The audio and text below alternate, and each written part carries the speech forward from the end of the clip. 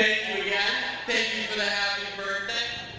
I want to preface tonight by saying, as excited as we are for our 1-year anniversary, next month, August 24th, will be our biggest show to date. Samurai Slam, next month, August 24th, you are not going to want to miss it. So be sure to mark it on your calendars. Samurai Slam will be the biggest production Super Shogun Wrestling has put on to date. But that's next month. So tonight, at the final temple before Samurai Slam, let me hear you get excited for Super Shogun Wrestling!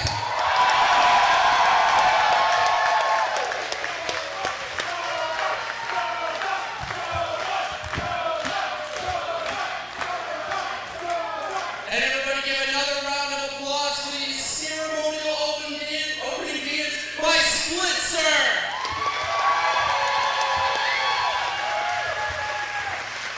Joining me on commentary, the one and only JLC.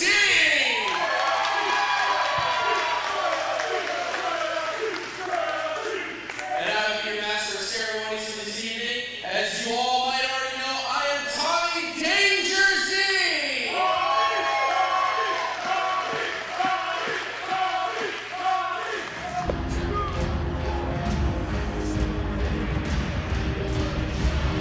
Ladies and gentlemen, we are live and welcome to Super Shogun Wrestling's The Final Temple. Before things are even started here, Steven Lyric making his way to the ring. I, of course, am JLC, and I am joined to my left by none other than the prestigious Tommy Danger Z. How's it going, Tommy? It is great here tonight. The energy in the air is electrifying as we are celebrating our 1-year anniversary here at Dragon's Den Productions, Super Shogun Wrestling. I can't believe it's already been a full year. The amount of ferocity we've seen in this ring, the amount of production we have accomplished to this point is unbelievable, and we're just getting started. Yeah, absolutely. 1 year in, we're constantly signing new and better talent. Ramping up the action. People are starting to get upset with one another. Feuds are forming all of a sudden. I mean, things are really, after the 1-year mark, starting to take place. And here we go at the Rip with Steven Lyrics. Let's hear what he has to say. Hello, Shogun! Hey, let me talk. Hello, Shogun. My name is Steven Lyrics. I'm talking to you live here at the 1-year anniversary of this company. And we still cannot get over the West Branch, the most horrible, undesirable place to be. Y'all suck. But there's Certainly not making any friends up there, Tommy. I'm here to entertain you again tonight. How about that? How about that, Shogun? I just have one rule: no dogs allowed in the ring while I'm in the ring, okay? No dogs. So, whoever's back there that's ready for the lines and notes and lyrics that I'm going to deliver, come to this ring, because once again, I want to rap now, and I want to match now. Oh, and we do indeed have a referee making his way to the ring. But who will challenge this young man, Steven Lyrics? We shall see.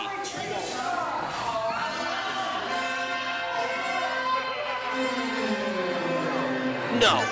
You wouldn't guess it, would you? I don't think I would have put money on this on any day of the week right now. The one answering Steven Lyrics' call for action is the one and only, the inaugural Super Shogun Wrestling Heavyweight Champion, Jacob Braun. Now, I don't want to jump to any conclusions, Tommy, but he does appear to be coming out in a suit, not his normal wrestling gear. Maybe he's not here for the fight just yet. Maybe he's here to make a statement. He's opening the show. We've seen a lot of calamities start brewing between him and Eric Surge as we get closer and closer to Samurai Slam. We know that after winning the Ronin Rumble, Surge has a match with Jacob Braun, and that will be happening August 24th at Samurai Slam. So if you're not already here tonight, be sure to show up here in West Branch, Michigan at Dragon's Den Productions to see that match, to see one of our largest shows we put on to date. Samurai Slam, August 24th. Be sure to join us. But here tonight, we see our champion, Jacob Braun, in the ring, answering the challenge of Steven Lyrics. Lyrics rolls to the outside. He wants no part of our champion.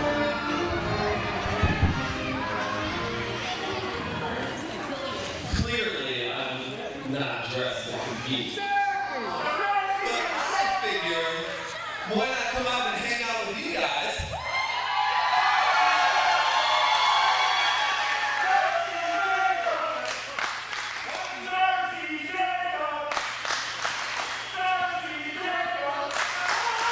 He's looking mighty sexy. And shut this guy up at the same time. Oh, hang on! Hang on, folks. Just when I thought we did not have a match, it appears as though we may. That sounded like an acceptance to me. Steven Lyrics getting back in the ring. Our ring announcer, Chase, getting ready to make the announcement. This match is a non-title singles match scheduled for with a 15-minute time limit. In the corner to my left, we have from Anderson, South Carolina, weighing in at 205 pounds, Steven Lyrics.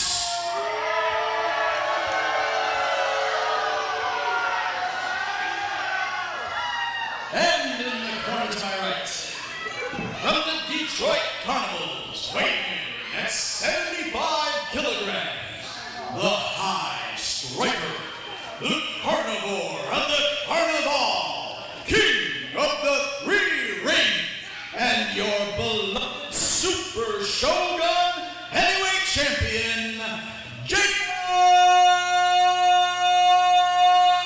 Braun! Crowd showing their clear appreciation for our heavyweight champion. And ring announcer Chase definitely getting his lungs worth out of that one. And if you're Steven Lyrics, boy, is this a blessing or a curse? On the one hand, you got the scariest guy in the locker room. On the second hand, you maybe have your best opportunity ever presented to you right now. Beat the heavyweight champion in a non-title fight. Makes calling for a title fight a lot easier, that's for sure. Yeah, that was the thing that put Surge on the map. Yeah, absolutely. Initially, we knew he was dominating, but he had that non-title match with Jacob Braun, snuck away with the victory on it, and now we see him challenging for the heavyweight championship at our biggest show of the year. Hey, but let us not gloss over the fact that our heavyweight champion, Jacob Braun, is the one giving opportunities to people. He's a fighting champion, out here month after month, constantly ready to go against whoever, literally whomever. Yeah. Steven Lyrics coming out and just issuing a challenge to anyone in the locker room, and the one that accepts the call is our heavyweight champion in preparation for his matchup against Surge. So you're wondering, how much is he going to put forth here today, because he doesn't want to risk getting hurt before that match, because if he's anything less than 100%, there's no way he's coming out on top. I agree 100%, Tommy, but right now, so far, the champ is making light work of Steven Lyrics and showing his battle-hardened prowess, his experience.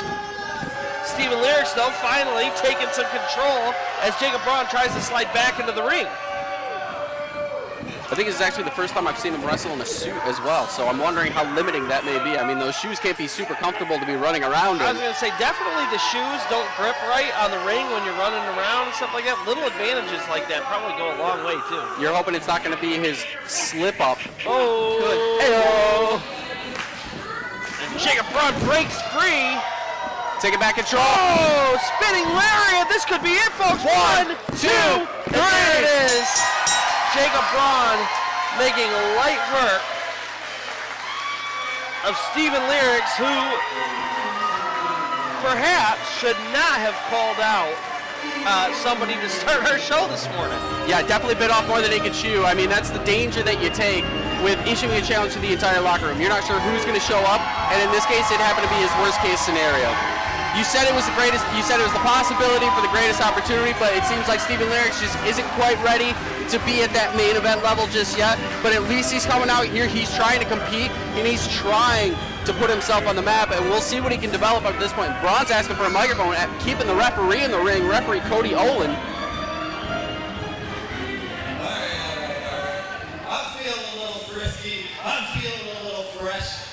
Why don't we have another match? Oh my. He's asking for number 2? Eric Surge isn't here. That's fine. So, who's ever feeling frisky like I am, come on out. Oh my goodness. He's issuing another challenge out, looking for his second match of the night. Second match of the night in a suit, nonetheless. And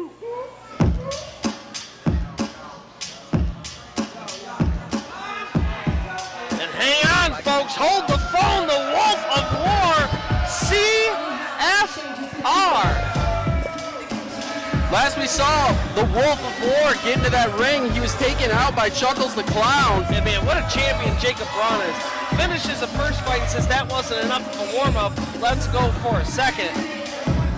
And like you said, the whole while risking injury. Yeah, absolutely.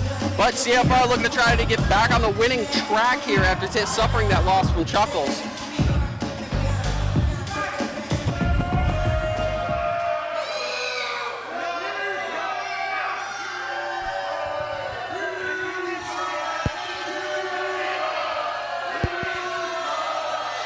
Crowd definitely showing their displeasure for CFR right now. And seems to be getting in CFR's head. Not a good headspace to be in when you're fighting. No, not a good start. Not a good start at all.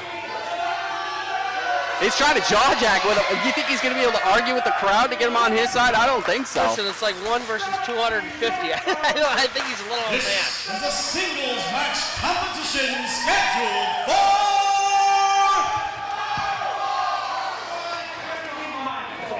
with a time limit of 15 minutes. In the corner to my left, from Indianapolis, Indiana, weighing in at 250 pounds, the Wolf of War, CFR!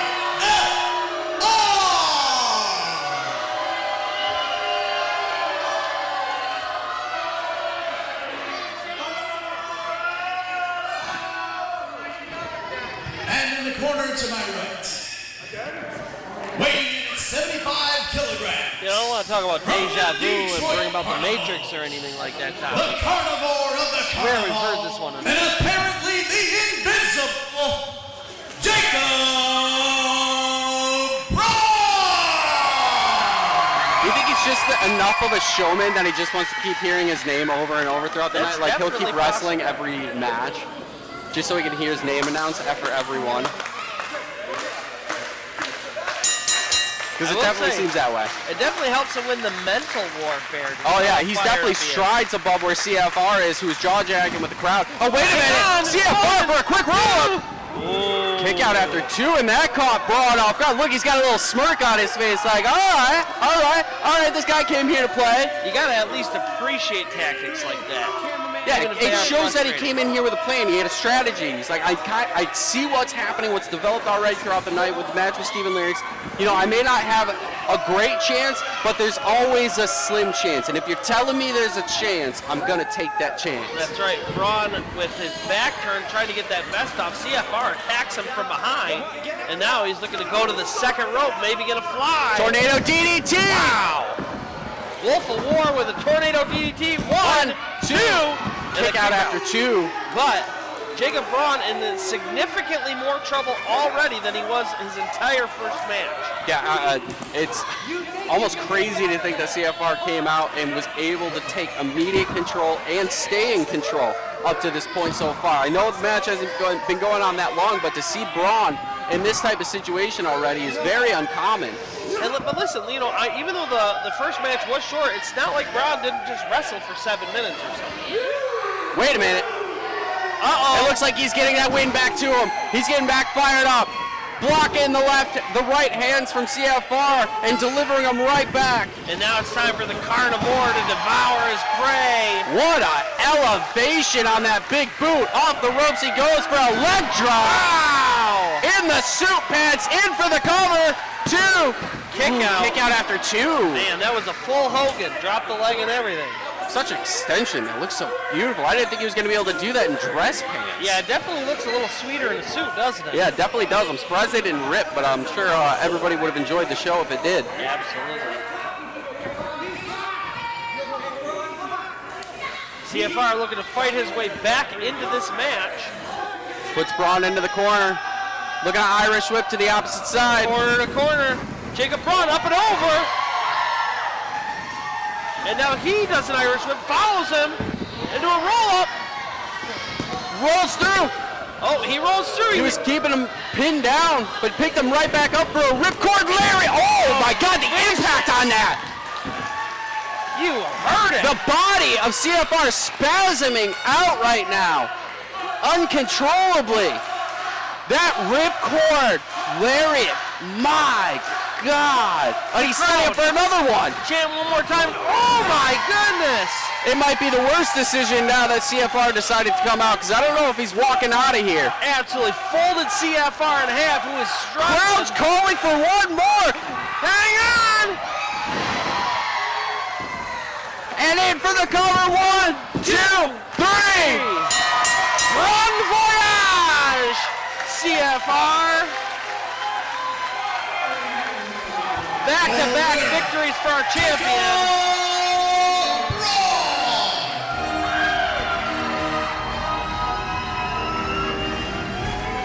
Now that is something that we're definitely, that's something that's definitely impressive to see as he prepares for Eric Surge. And you got to be wondering what's going through the mind of Eric Surge right now, as he may be watching on in preparation for Samurai Slam. Now, I know these two competitors were not on the same caliber as Surge, at least not yet.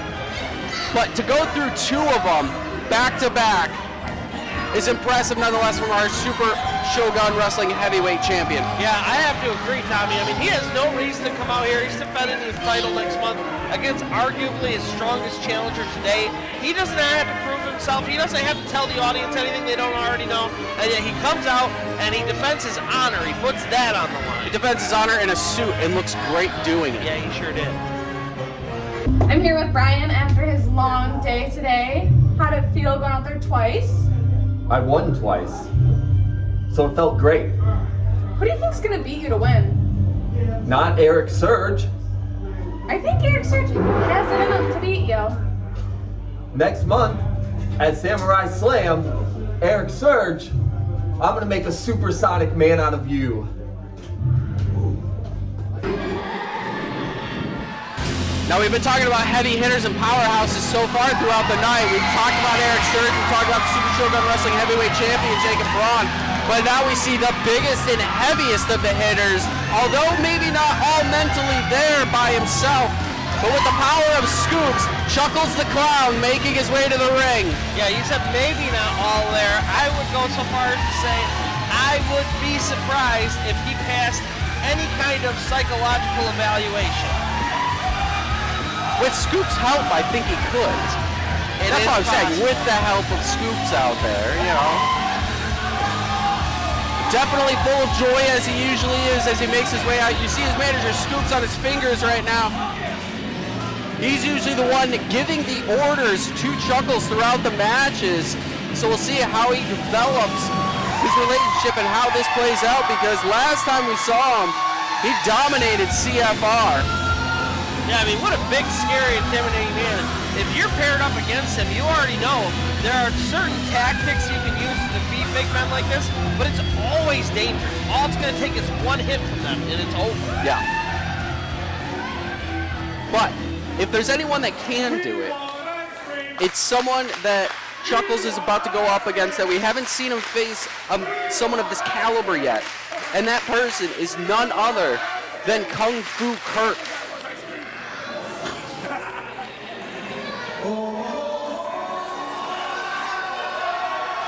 And Tommy, frankly, what a matchup. You know, Chuckles the Clown, he is giant, he is scary, he is intimidating, but here comes one of the two pillars on the way to become a champion. You don't get to the champion before you go through this man right here.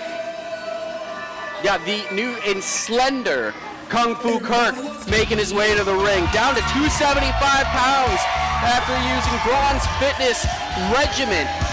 He's trying to get in better shape, trying to get better and healthy, and we can see it showing right now. He's making his way to the ring, and he's got a tough task ahead of him right now. We were looking for someone to size up comparatively to Chuckles. This is the man to do it right here.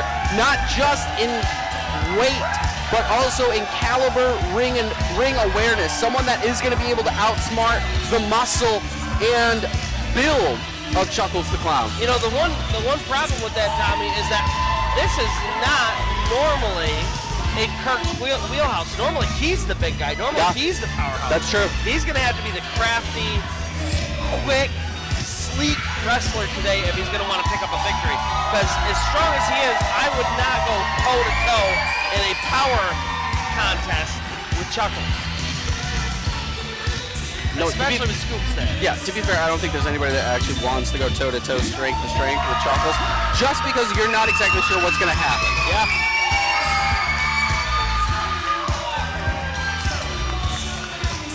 Both Chuckles and Kung Fu Kirk get love shown from the crowd, and you know they're both a little silly, a little ridiculous. It's very difficult to know when they're being serious and how crazy they're going to get. This could be absolutely insane. Yeah.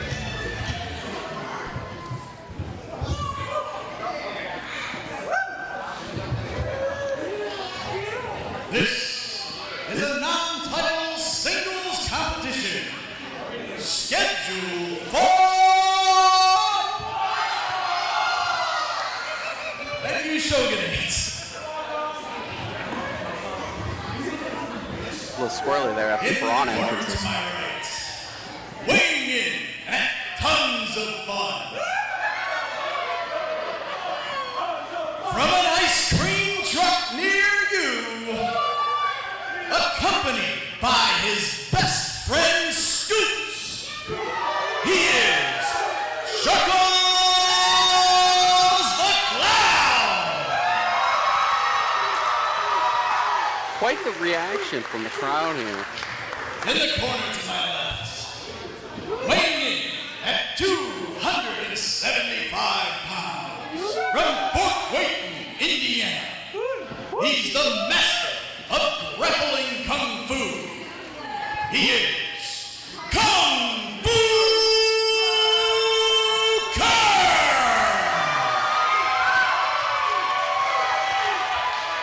Now that's a reaction I anticipate and expect, but bit of excitement from the crowd for Chuckles. I think they're excited to see this matchup more than anything. Absolutely. Waiting to get the signal from referee Cody. And we are underway. Now both of these athletes coming off of a win last month. Somebody is going to lose a winning streak right now, tonight. And look at this, Chuckles asking to shake hands. I would be nervous to do that. Oh, he got the shake. Maybe it was a good idea. Maybe it was a good idea. It seemed to put Chuckles in a good mood. But we'll have to see what Kirk's going to be able to do, if he was able to game plan something that he thinks is going to be able to work against this behemoth. These two sizing each other up. Collar elbow. And Chuckles immediately puts Kirk into the corner, showing his strength advantage and size advantage.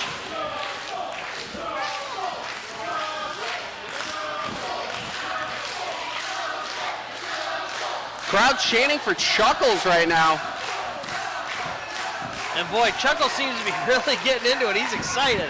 Another collar and elbow tie-up. We'll see if Kung Fu Kirk can do something with it. Looks like he's standing his ground. He's pushing Chuckles. Oh, man, did you see him? He almost had him. He bugged Chuckles just for a moment before Chuckles pushed him right back. And frankly, even that is a feat of strength, just moving Chuckles at all.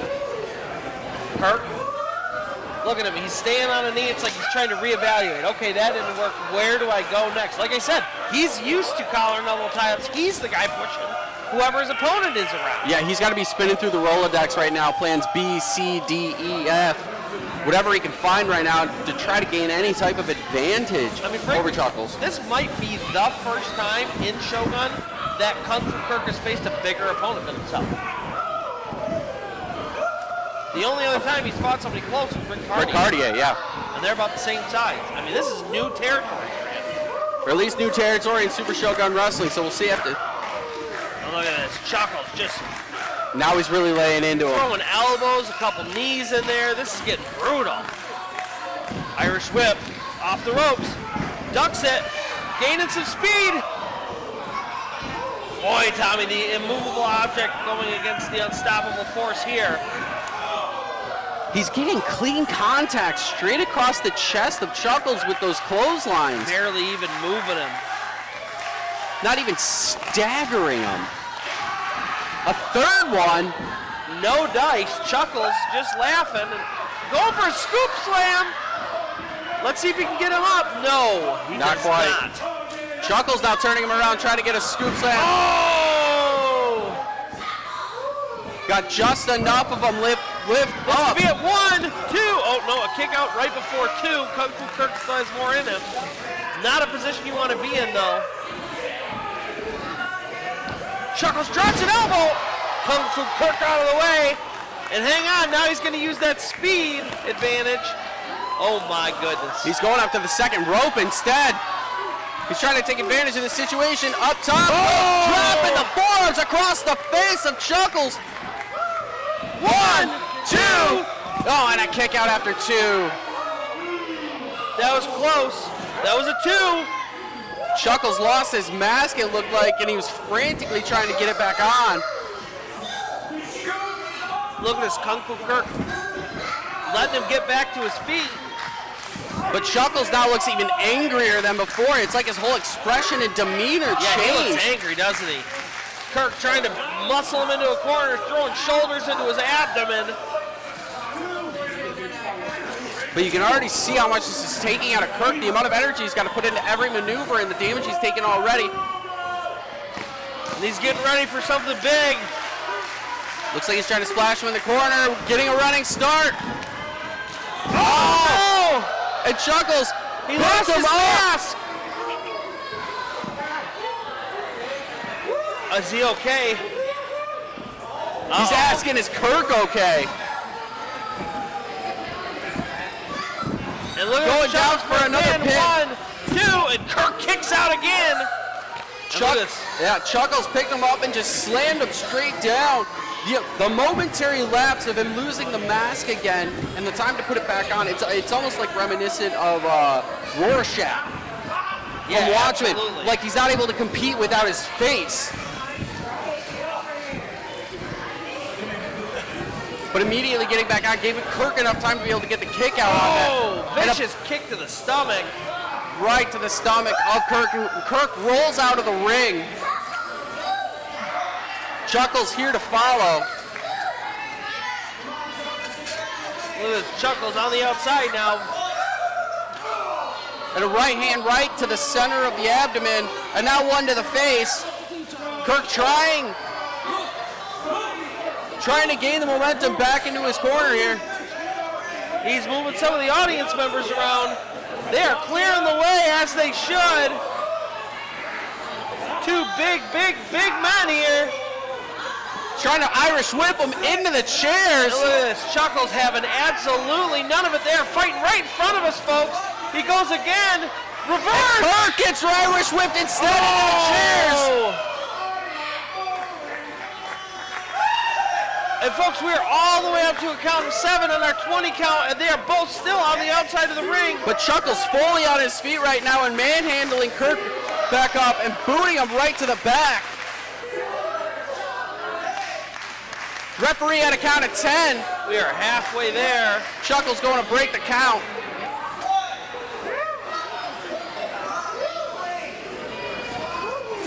Chuckles breaks the count. We are back down to a count of 2, giving them plenty of time out here. Kirk back up to his feet now with a little bit of assistance from Chuckles and goes head first right off that ring apron. And then he goes. Count of 6. Chuckles now getting back up to the ring apron after rolling Kirk back into the ring. And folks, it looks like the writing may be on the wall. I don't know what else Kung Fu Kirk can do, but it's looking like Chuckles is slowly closing in on a victory here. Back up to his feet though. Kirk still trying to mount some offense. He is just throwing haymakers to his midsection, to his dome, anything he can to try to bring this man down. Right hand right across the face of Chuckles. You can hear it echo throughout the arena here. He's got him in the corner. Shoulder blocking him, not much behind him. And here we Looks go. like he doesn't have much energy left, but he's going to try to splash him. Oh! And he connects this time. Chuckles now looked staggered for a moment, resting up against the ropes. Kirk looking to set up for another splash into the corner. The running start. 2! And Chuckles, for the first time in this entire match, might be in some serious trouble here. But he's standing vertical right now. A shocked look on Kirk's face. Huge punch to the stomach. Another right hand to the head. And what does he have to do to take this man down? Immediately, Chuckles goes right back on the offense. And I mean, this is Kirk giving everything he has. He's tired himself out constantly.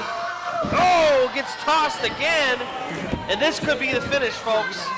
Yeah, it wasn't even a slam. It's like Chuckles just picked his leg and tossed him up and over. The cover. Kirk not ready to give up just yet, though. But folks, just because you're not losing doesn't necessarily mean you're winning. And Chuckles is clearly still in control of this match. Staggering back up to a vertical positions, Kirk in the corner.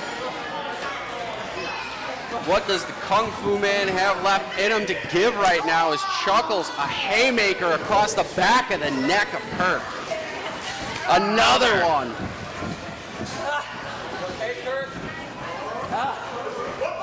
The grunts coming from Kirk trying to muscle something. He's trying to go back on the offense, but it's the same tactic he's used over and over at this point. To the midsection, to the face. We all know he loves a good German, but there is just no way he's going to make this work. Right, Tommy? No. Back elbow straight from Chuckles. He couldn't even get his arms around his waist. Oh, but hang on. He grabs his arm for that elbow, that roaring elbow that he goes for. Elbows. 3 of them in a row. Still doesn't drop the big man. Off the ropes he goes. Oh, no. Once again, viciously tossed to the side. Anytime Kirk has tried to do something that was like slightly more in for the cover, tried to do something that was a bit innovative, a bit out of his wheelhouse, trying to get the agile advantage against Chuckles. Chuckles is just too big. He's too much to handle. He just immediately turns it around with like a swipe of his hand or a turn of his body. And oh no, Chuckles is calling for his choke slam. Nope. Oh, Kirk breaking out. Back elbows. Another one. And here it is, roaring elbow. Vicious. Across the chin of Chuckles, who hasn't moved though. A second one. Barely a step back. And hang on, number 3. Oh my goodness, what does he have to do to put this big man down? Hang on! Down goes Chuckles after the 3rd roaring elbow. In for the cover quickly. Number 2. There it is! Kung Fu Kirk with the win. Wow. Your winner, Kung Fu Kirk! It took 3 running, roaring elbows from Kirk to take down Chuckles is already back up to his feet. I mean, my goodness. The music's barely started for Kirk. Look at this, he's in there. Is he angry, is he happy? Oh, hang on. Seems like Kirk is taking He gave him some popcorn as a treat. looks like he's trying to make friends here. Yeah, took a page out of Mad Dog's book. Seems as though that's the way to do things with Chuckles. Yeah, I mean, even though, he picked up the win, so that's great for Kirk, but Chuckles coming out with the loss, I don't even think he cares, because he's getting treats out of it, he's getting snacks. So that's really all that matters.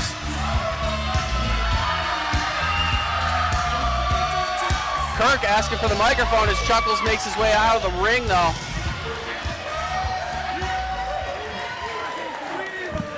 thank you all here. Thank you for all showing up to the 1 year anniversary.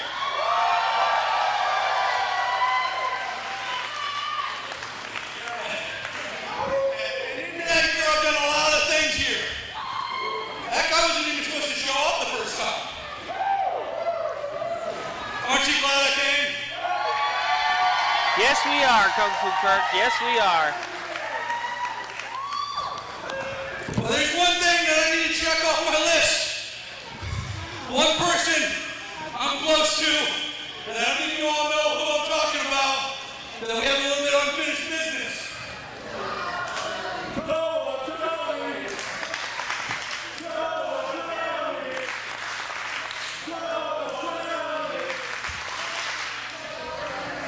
So next month, in August show, I'm coming here. I plan on him coming here because I want him in to decide who's better between me and Anthony in a 2 out of 3 falls match. Oh, man. 2 out of 3 falls. Anthony Toatelli, Kung Fu Kirk, 2 out of 3 falls match at Samurai Slam. Sign me up. Thank you guys. And the card continues to grow for Samurai Slam. Kung Fu Kirk with a lot of adrenaline pushing through his veins right now after picking up the win on Chuckles, challenging Anthony Toatelli, the man who challenged Jacob Braun to be the inaugural Super Shogun Wrestling World Heavyweight Champion, challenging Toatelli to a 2 out of 3 falls count match August 24th at Samurai Slam here in West Branch, Michigan.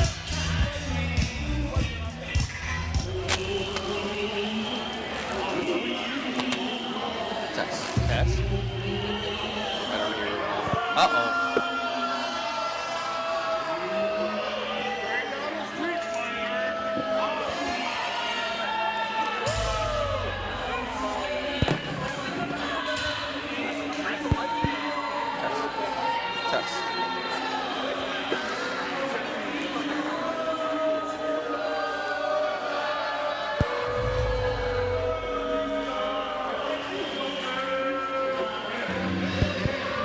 Test. Test.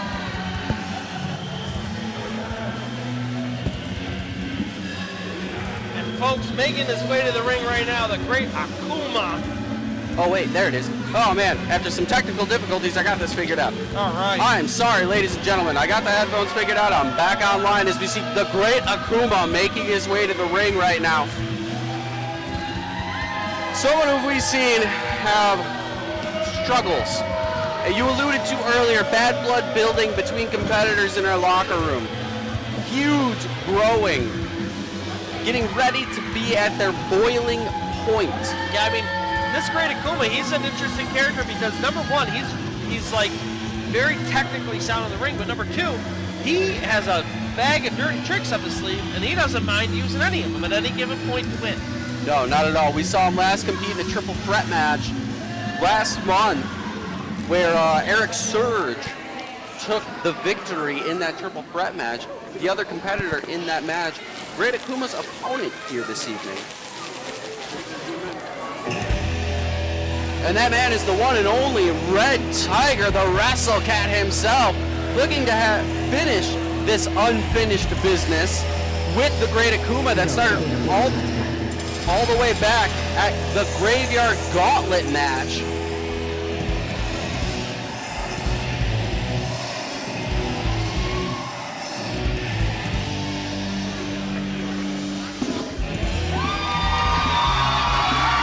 Obviously a crowd favorite as the Wrestle Cat makes his way through the curtain here. Yeah, I was just gonna say there aren't many people who are more of a fan favorite than the Wrestle Cat himself, Red Tiger. Yeah, we'll take this time to thank some of our sponsors that help put on our shows here in West Branch, Michigan. I'd like to thank Made in the USA, First Fitness, Pink Ink Tattoo, Live One, Realms, Chase Construction, Better Than Pawn, and Covet Confections. Thank you very much for all you've done for us up to this point for Super Shogun to get to our 1-year anniversary here in West Branch. It's been a pleasure having you support us, and we are so happy and grateful for everything you've done because we continue to put on the best product we possibly can in strong style wrestling for Super Shogun Wrestling here at Dragon's Den Productions. Yeah, absolutely. Can't thank our sponsors enough. Without you guys, this literally would not be possible.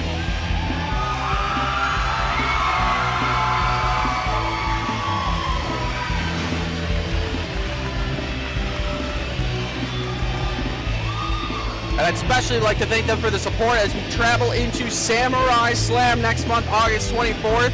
But we're here right now. We're here to settle things between the Great Akuma and Red Tiger.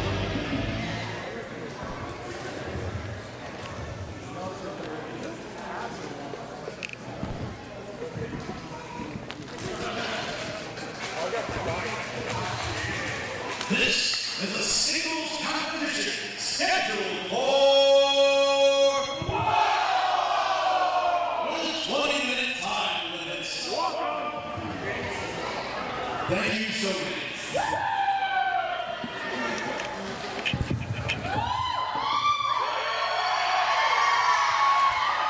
Oh, that's pretty snazzy. See, that's what I want to take that jacket home. Yeah. Oh, man. Akuma's having none of this. He walked out of the ring. He's not having any of it. None of this foolishness, this no-nonsense attitude from the Great Akuma, and Red Tiger's out here just trying to have some fun at the moment. Standing outside the ring.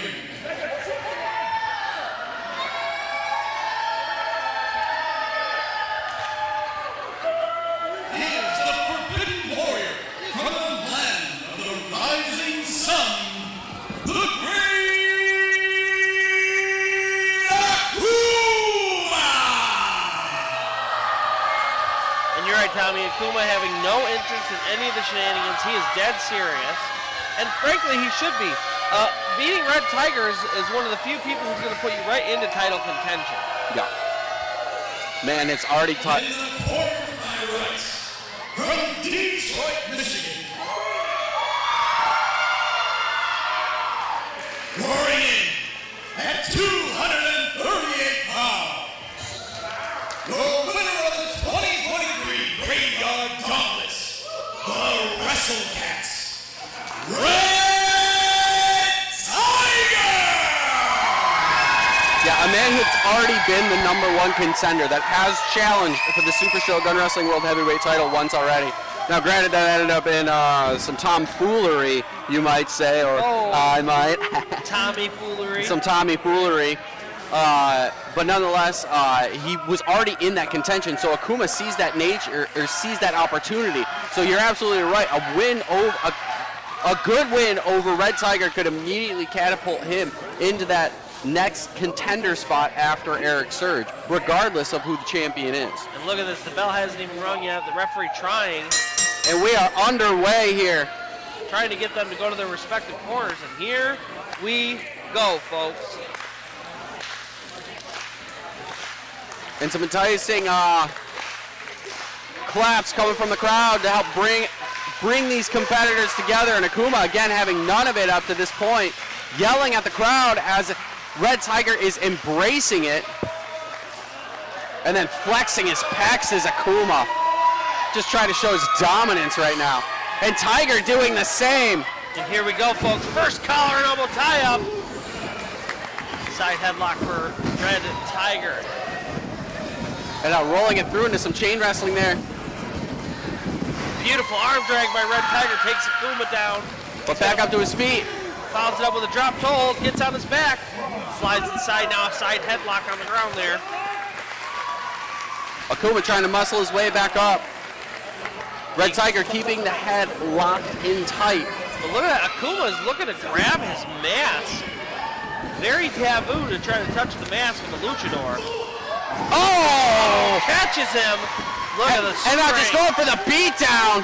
Raining fists into Akuma's skull is Red Tiger. And folks, just because Red Tiger likes to have a little fun before his match, do not mistake that for any kind of weakness. He is vicious as the cat he represents when the bell rings. Wow, vicious elbow brings Great Akuma to his back again. Red Tiger firmly in control as this match begins. Up and through the ropes goes Red Tiger. That's what I was talking about earlier, Tommy. Bag of tricks, acted like he was more injured than he really was in order to grab him and pull him outside. Yeah, knowing exactly where he is in the ring. That's what Akuma does. He utilizes everything to his advantage to the extent of the path of least resistance. Oh my goodness. Oh, he's got a chair. Right away.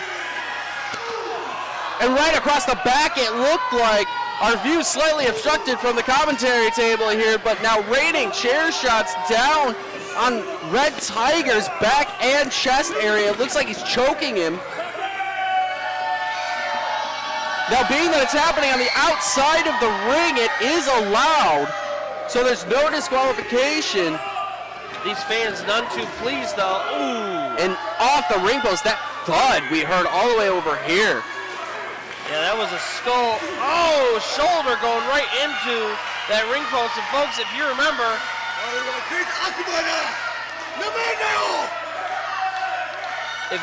folks, not too long ago, he was having some serious trouble and needed surgery, and Akuma going right after some of those injured parts. And now throwing Red Tiger back into the ring, Akuma following. He was right here yelling some stuff at us, and I think it was Japanese. And now just giving him the boots. Going in for the cover. 1, 2. Kick out after 2. Not a lot behind that kick out, though.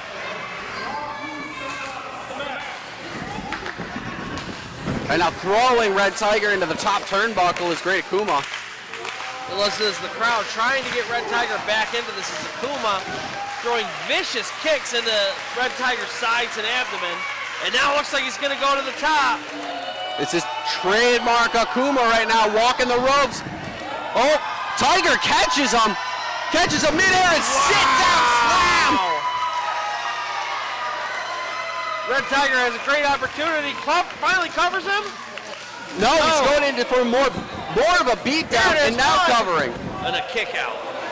Perhaps if he had gotten that cover right after he slammed him down. It looks like he's still trying to figure out exactly where he was after that slam, trying to figure out the positioning of where everything was. Beautiful snap suplex by Red Tiger. Yeah, back on the offensive, another cover. 1. And another kick out after 1. A toss-up kick out. Both competitors to their feet. Red Tiger looking for an Irish whip from corner to corner. Now following Akuma in, and Akuma dodges, and abdomen first goes Red Tiger into the top turnbuckle, and now Akuma back on the offensive. He's putting a lot of pressure on that back, on those legs. He's going to pull him. Oh, no! Tripping him up. And now wrapping his legs around the ring pole and pulling his nether regions across that steel pipe. And Tony the Tiger would not think that was great. That was terrible. And now it looks like he's twisting the legs around that ring post in a submission maneuver. Now he can't win the match like this, but it sure as hell is going to do a lot of damage. And it's very difficult. What is Red Tiger going to do? It looks like a figure 4 leg lock back over there. Referee Eric Cherry trying to break it up. Expressing to Akuma to get him back in the ring. And Akuma takes Red Tiger's leg, slams it against that steel. And now reveling in his work as he makes his way around the ring. He's taking my ring bell.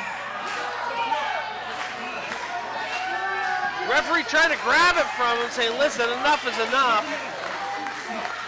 Akuma going back. It looks like he's taking something off of his waist as we get the ring bell back. And now it looks like he's choking Red Tiger with that waistband.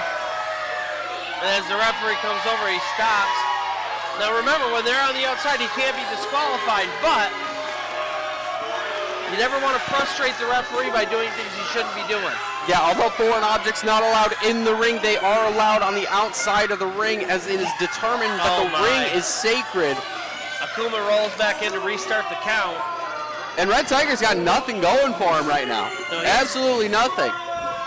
Vicious beating over the last few minutes. After that one counter strike of the slam and then not finally realizing where he was in the situation and getting that pin in.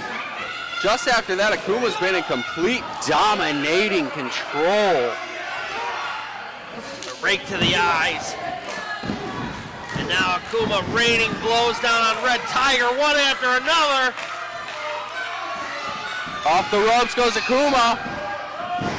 Gets caught by Red Tiger. Turns him over into a boss. No, the lion tamer. A tiger tamer? A tiger tamer? He's the tiger, though. The taming tiger. Oh my goodness! Uranagi! Beautiful Uranagi. Added torque, twisting Red Tiger around his body, landing on that surgically repaired shoulder. And man, every single time Red Tiger starts to get anything even resembling momentum, it's like Akuma's there to stop him, to halt him, to put him back in his place. And this is the technical prowess you were brought up at the start of the match, saying what a great mind Akuma has in that ring and how he's able to dictate pace and how the match is going to go.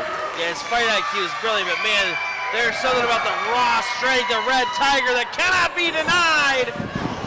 Beautiful. 2 backbreakers. You could say back-to-back breakers. Oh. And now stalking his prey as the wrestle cat. Oh, whipping him out, spearing him through the middle rope. Both of them spill to the outside. Holy hell, right in front of us, both men spilled to the outside. And the count begins. Red Tiger back to his knees, pounding on Akuma. Oh, Akuma raked the eyes to get him off. Now grabbing the ring bell again. Oh my goodness. Just laying out Red Tiger with the ring bell. And this is totally uncalled for. This is a regular matchup. That was not an official bell ring. That was Akuma ringing the bell. The referee, though, at a count of 12. Hang on, Tiger back up on him. Gaining some offense back in a mounted position. Referee at a count of 15. They got to take this back in the ring. They can't win the match. They can both get a draw out of this or lose. Count of 19. This is it. Unless they get it, ring the bell. And folks, that is going to do it. A double count out, and they're still on the outside fighting. They're still fighting on the outside. The match is over. It's a double count out situation. Nobody wins. But they're still fighting it out. The bad blood between these two. Look at this. The referee is trying to separate him. He gets pushed aside, and they're still going They're at still it. going out. We're going to have to get some help out here. We got to get someone to break this up. Come on. And hang Here we on. go. The cavalry's on his way. Finally, from the back. Trying to separate the two. And look at this. Finally, with enough people, they do end up separating Red Tiger and the Great Akuma. But at what cost, folks? They're still not. Oh, hang on. And we got Benjamin Brody coming out here as well.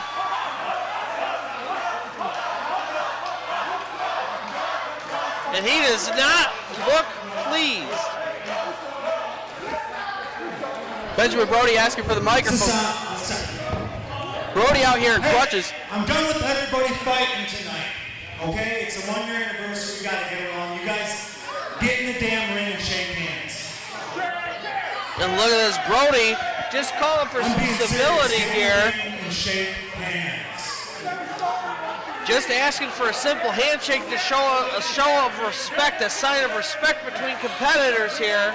Just trying to bury some of that bad blood. Bury the hatchet. Akuma, Tiger, I mean it. Getting that ring. Reluctantly, it looked like Akuma just got in. Tiger following. And boy, if I was Red Tiger, I'd be reluctant. He used a ring bell on him, he used a chair on him, he used his belt on him. He was playing dirty the entire time. Asking for a handshake is all Brody's asking for at this point. Now Jaw-Jack and Tiger trying to argue with him.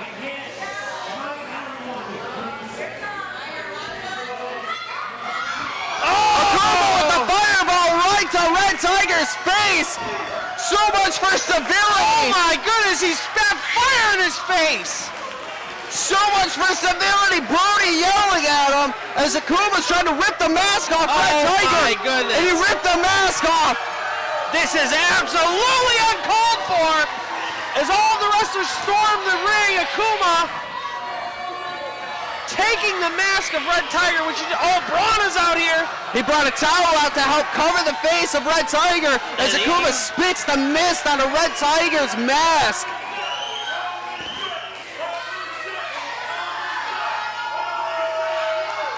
Ripping the mask off the luchador Red Tiger. Great Akuma. This match ended in a double count out, folks. A double count out. Nobody won. And the brawl just continued to ensue on the outside of the ring that forced a pull apart.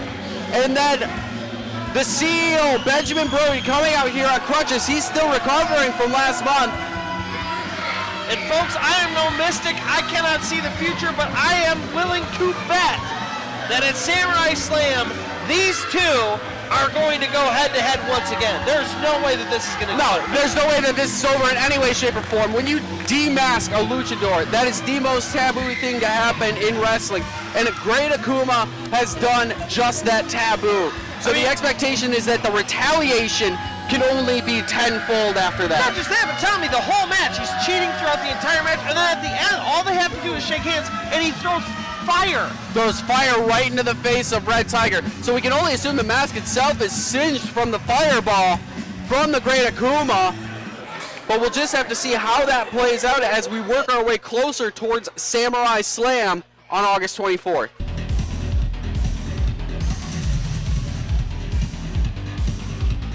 Moving along into our next matchup we have for this evening here at the final temple of Super Shogun Wrestling. Making his way out of the entrance ramp is Bad News Roberto Cruz. One half of the tag team that we've seen make a huge splash here at Super Shogun Wrestling. You know, time and time again, they've put on great performances as a tag team. They don't always come out with a win, but they always come out with enough to make you think they're contenders. Yeah, I mean, I would say, Tommy, the biggest problem right now is they just sort of haven't figured out how to coalesce so well, right? They've been a little bit oil and water lately. They've been a little contentious. Sometimes they can get the job done, but until they figure out how to be real partners. Yeah, they really got to figure out how to mesh really well together, and they're getting close. They keep getting close to being there, and we see those flashes of brilliance. But him and Roberto Cruz and his partner, it's making his way out. Chap Daddy, J.J. Hughes being followed or accompanied by the baddie Matty Fine. You know, but Tommy, I wonder if these two can ever be partners. Such explosive personalities. It's hard sometimes because both of these guys want to be. Well, thank you. Okay, a little bit of money. No, he gave that to me. Yeah. Look at that. Yeah. Two explosive personalities both want to be the leader, and sometimes, you know, sometimes they can make that work, and sometimes they literally just can't. It almost seems like a striving thing to a certain extent. It's like it's the big egos of the two, and we obviously know the ego of J.J. Hughes. Maybe not necessarily always wanting to be the one in control, but is the one that is so talented that has put on performance after performance. We know he's been champion in so many other places before coming to Super Shogun Wrestling. He's the more established veteran of the two, and Cruz just trying to prove himself as being at least on that same level as J.J. Hughes. And, you know, it's moments like those, as silly as it is, when they both get in the ring at the same time and they have like a routine. Moments like those where you can tell they have the ability to coalesce. They have the ability to come together. It's like they're on the same coin. They're just the different sides of that coin, right? That's it, exactly. And as soon as it starts flipping fast enough, you won't be able to tell the difference between the two. But until that happens, looks like both of them trying to have some fun. Whoa. Clothing coming off, folks.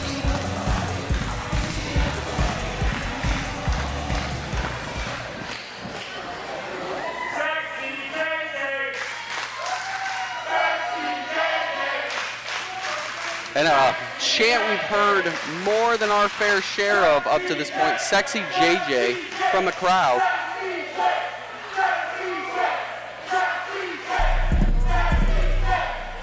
But they're going up against two competitors that we have yet to see tag together and realistically put on, I would say, matches of individual or tag team caliber here at Super Shogun Wrestling. Camden Francis and the Cake Monster. The Cake Monster we saw at the Ronin Rumble. That was his only appearance so far here at Super Shogun, unless he competed in, no, I missed the Royal Rumble.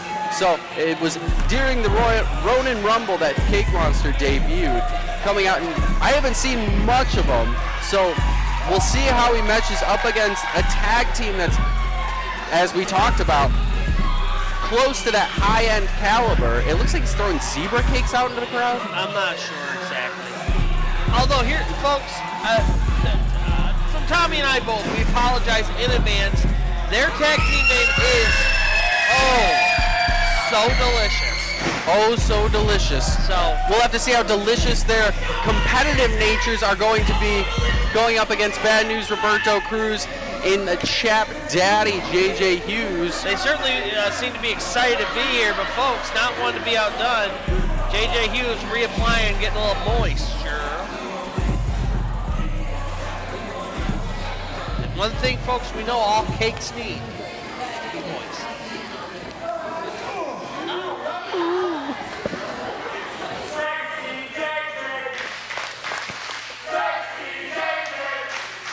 Sending it down to Chase for the ring announcer for this tag team matchup.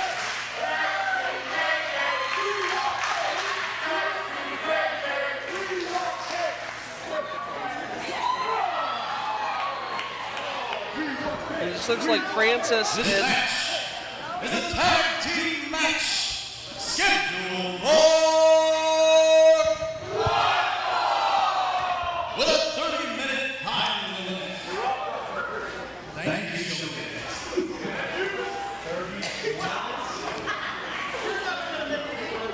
In the corner to my left, with a combined weight of 430 pounds, by way of Bakersfield, we have Bad News Roberto Cruz. You think if anybody was from Bakersfield, it'd be the Cake Monster. Oh. And from the runways of New York and LA, accompanied by his manager, Matty Five, your Chap Daddy, JJ Hughes. Together they are the Access Express.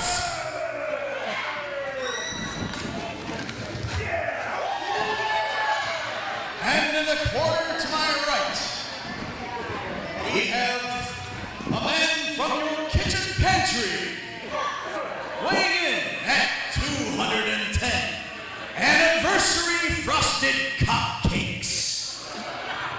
He is the Cake Monster.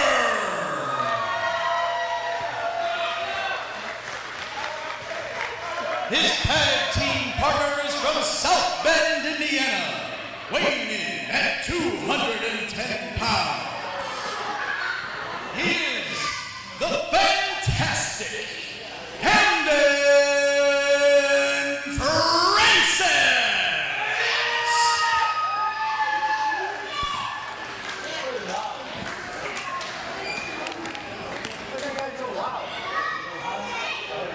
Some nice shades Chase just put on. We're looking to get this matchup underway with introductions out of the way. Referee Eric Cherry checking on the two. It looks like Cake Monster is going to start from, ooh, so delicious.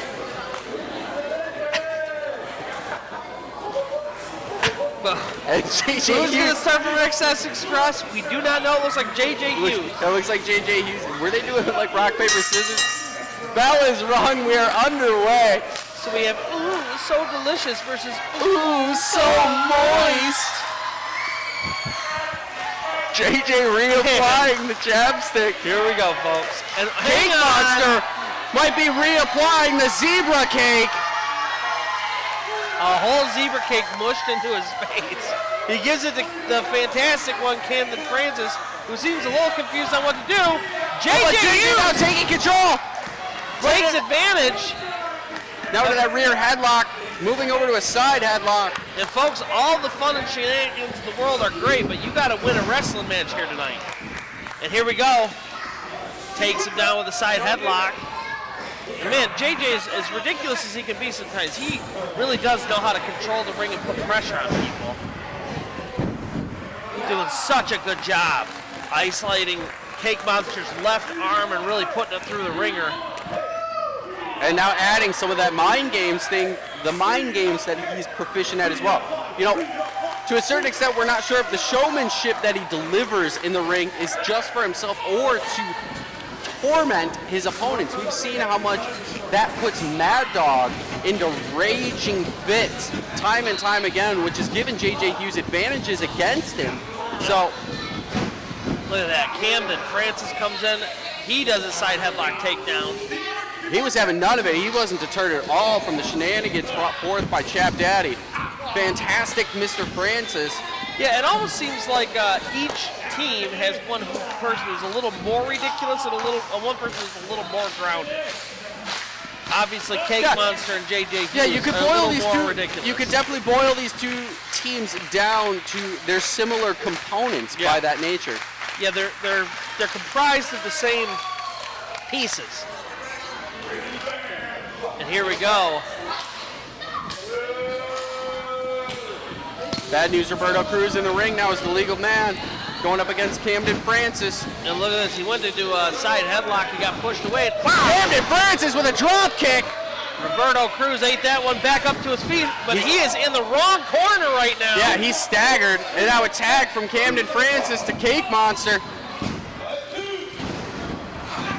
Teasing JJ Hughes and a little bit of tag team work between the two. Irish Whip and Cake Monster into Roberto Cruz. Roberto Cruz in the middle of the ring. Oh, hang on. A little shimmy. Shake, rattle, and roll. One. Kick out after one. And look at that. JJ was ready to get in also. It's a little early in the match to be taking down someone as big in the caliber as Bad News Roberto Cruz. But a pinfall definitely doesn't hurt, and it definitely puts him in the mindset of saying, okay, I've really got to start taking this seriously. Oh my goodness, vicious elbow by Roberto Cruz. Knocks Cake Monster down. Then he goes to Camden Francis in the corner, knocks him down, and all of a sudden, the momentum of this match has changed completely. Yeah, Roberto Cruz taking full control, going into cruise control. Oh! Hey, listen, he's going to start using that one, and we know where it came from. No, I mean, that's fair, but I'm pretty sure he already uses it. That's one of his finishers. It's a Russian leg sweep. And it came from you, baby. One to the pin. Two. Kick out after two from Cake Monster. Referee in a bit of a bad position there. Had to find the right one before he started counting. Could have saved Cake Monster and Camden Francis. Francis Camden. Camden Francis. Two last names, folks. Double Irish Whip. If there's anything I've learned from my wife, it's that you can never trust anybody with two last names. And another double Irish Whip. Looks like Camden. Oh, and a double big boot. Camden tried to get the tag, just missed it. Covered by Cruz. Two. Cake Monster kicks out with another cover. Enthusiasm. Cruz shaking his head though, as he slowly gets back up to his feet. Cake Monster reeling at the moment. And what a smart move by Cruz. He gets himself, his body, in between Cake Monster and Camden Francis, just to make sure that even if he rallies, there's no way he's getting to his partner. And then he began to leverage his weight against him too. The almost 100-pound difference, if I am correct. I believe Roberto. Oh, excuse me, 50-pound difference. What a chop! Cake Monster, brutal, vicious chops. And now an Irish Whip. Cruz sending Cake Monster into the corner. Snapmare takedown. Off the ropes goes Cruz. Oh. And a leg lariat from a sitting down Cake Monster. In for the cover. Two. And look at this. Roberto Cruz was using the ropes there. Referee didn't catch it. Yeah, he had his leg, both of his legs on that bottom rope, using it for leverage to assist in the pin.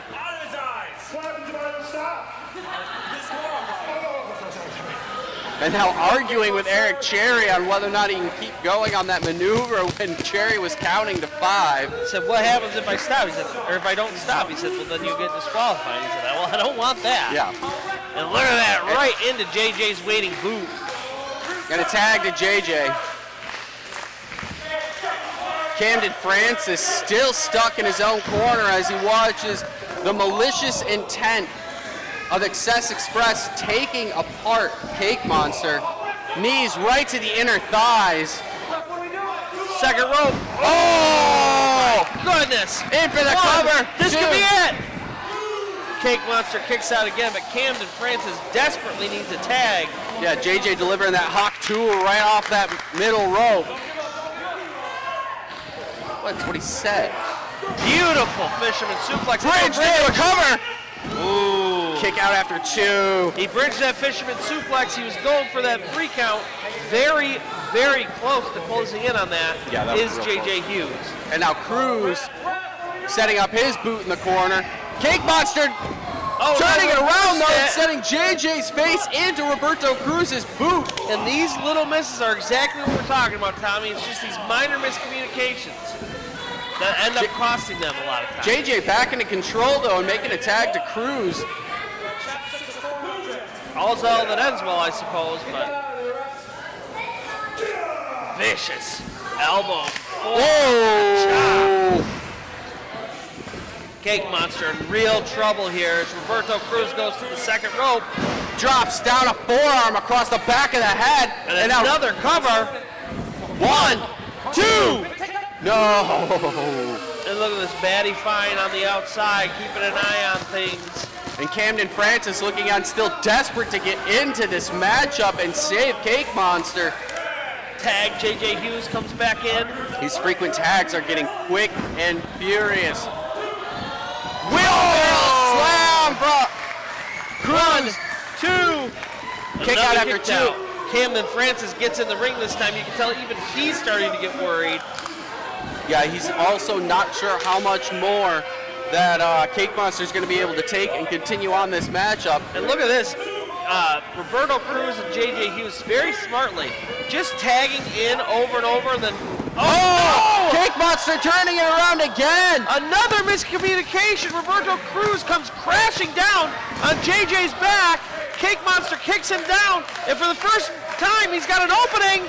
And a tag to Camden Francis. Here he comes. Francis coming in. The fantastic Camden Francis. JJ Hughes in real trouble right now. Turning him inside out.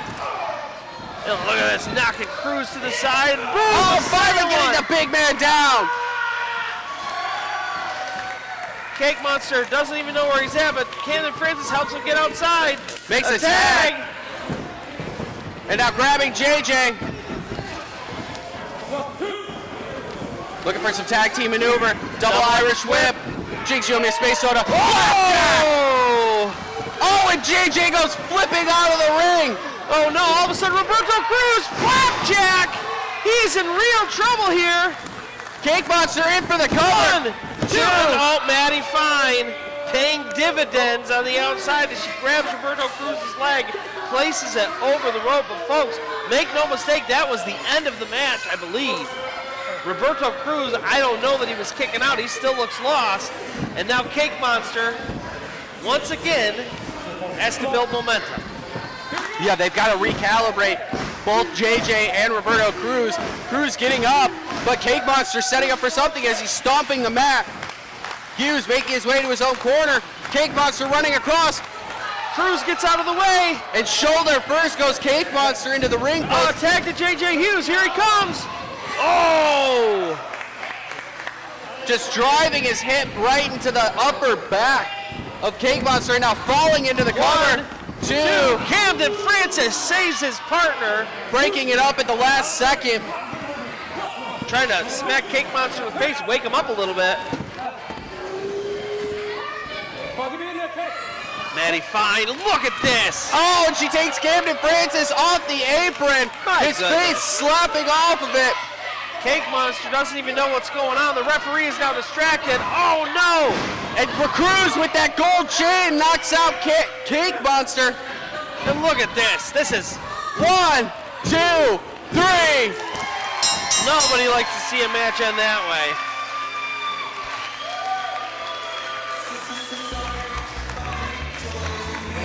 Winner, the Excess Express.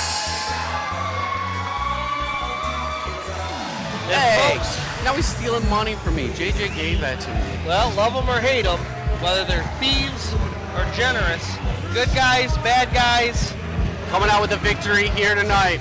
they're the ones with the pinfall. Chap Daddy, JJ Hughes, Roberto, Bad News, Roberto Cruz, Excess Express, accompanied by the Batty Matty 5, making their way out after picking up a big win here tonight. I swear, with as much interference as Matty Fine gives, you might as well just introduce all three of them like they're equal partners. Yeah. And Oh So Delicious doesn't come up with a victory here tonight, but nearly had it. Nearly took one from Excess Express, so nothing to shake your head at here tonight. No, they did a great job against a very game tag team, and they almost had a beat. If Matty Fine hadn't interfered, they probably would have gotten the victory there. And some good tag team work between the two, good chemistry that they had. You could say that they are oh so delicious to watch. Oh, baby. I'm here with Roberto Cruz after his tag team match. How you feeling? I'm feeling great. Nothing is better than getting a W at Super Shogun Wrestling 1 year anniversary show. Access Express numero uno. So, how did you and JJ do together today? Always great. The best tag team in Super Shogun Wrestling. Speaking about tag team, what tag team did we go against? Oh so delicious. You know, they thought they had our number, but we showed who the better team was. A very tough team, but Access Express, the cream always rises to the top. So, how did that finish look for you? I seen you do a little something at the end. You know, a lot of people are saying I'm cheating to get the victory. But I say, so what? If you ain't cheating, you ain't trying. Just because I got my hand raised, they want to care about how we got it done. As long as I get the W in the winner's purse, that's all that matters for the Access Express. Thank you. Oh man, Cake Monster really know how to lay it on. Good thing I got my chubby though.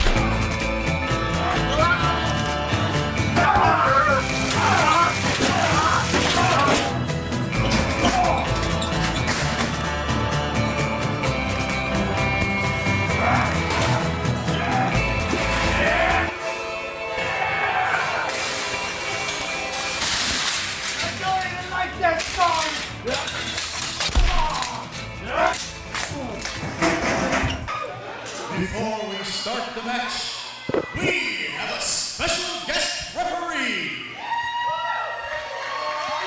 From Roscommon, Michigan, a man who eats, lives, breathes, and bleeds Shogun, R.D. Stone!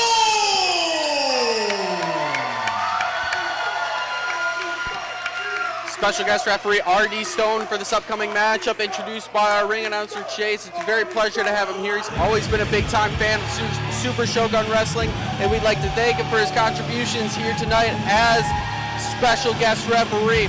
But he's looking down the barrel of a gun, it might be, with one of the most dangerous men we have on our roster to be refereeing for. That man, the bloodletter, Kyle Shadex.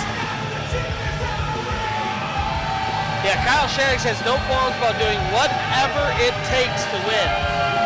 And doesn't care who he has to go through to pick up that win. Yeah, as the name might imply, the bloodletter, he doesn't care about opening his opponents up, using weapons, getting into it with fans on the outside. He just got into a screaming match with a child. An unhinged individual is Kyle Shadex. Death stares to our fans here in West Branch, Michigan at Dragon's Den Productions. The bloodletter making his way around, really trying to probably showcase why he deserves to be on the card at Samurai Slam.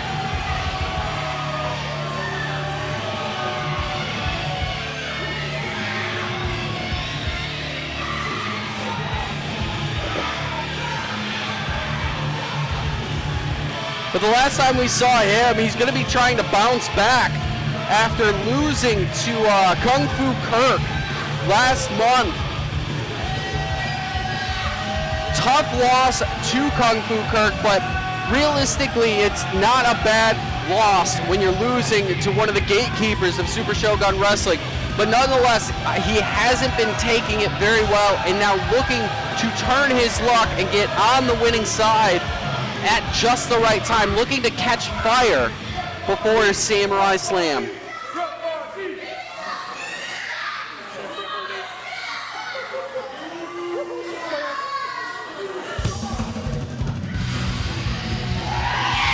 he's going to be going up against who has become a quick crowd favorite after debuting not that long ago. The Mosh Pit prodigy, Austin Travis, making his way to the ring, coming off a loss last month to saucy Josh Morris, who they both debuted in that singles action. Josh Morris coming out with the victory, but Travis had a really great showing and a lot of potential of what he can gain here and give to Super Shogun Wrestling. So Lee is also looking to get back on the winning side. So we have these two competitors coming out losses, looking to turn their luck around at just the right moment. And another thing to think about, Tommy, is that both of these guys are brawlers. This is going to be a knockdown slugfest for sure. I thought you were almost about to say slapjack. It's going to be a knockdown, drag-out, slapjack slugfest. And then it just made me think about the flapjacks earlier, and now I just want pancakes. There we go. Well, you don't want pancakes with these two. It's going to be blood all over them. Scheduled for with a 20-minute time limit. In the corner to my left, from Buffalo, New York, weighing 666 gallons of blood, the bloodletter,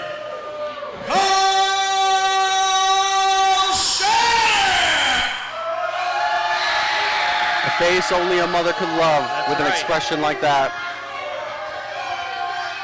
The guy lives in Buffalo, New York. No wonder he went a and in little the crazy. corner to my right, weighing at 165 pounds, and a towering 5'7", born of the depths of the mosh pits, your heavy metal maniac, Austin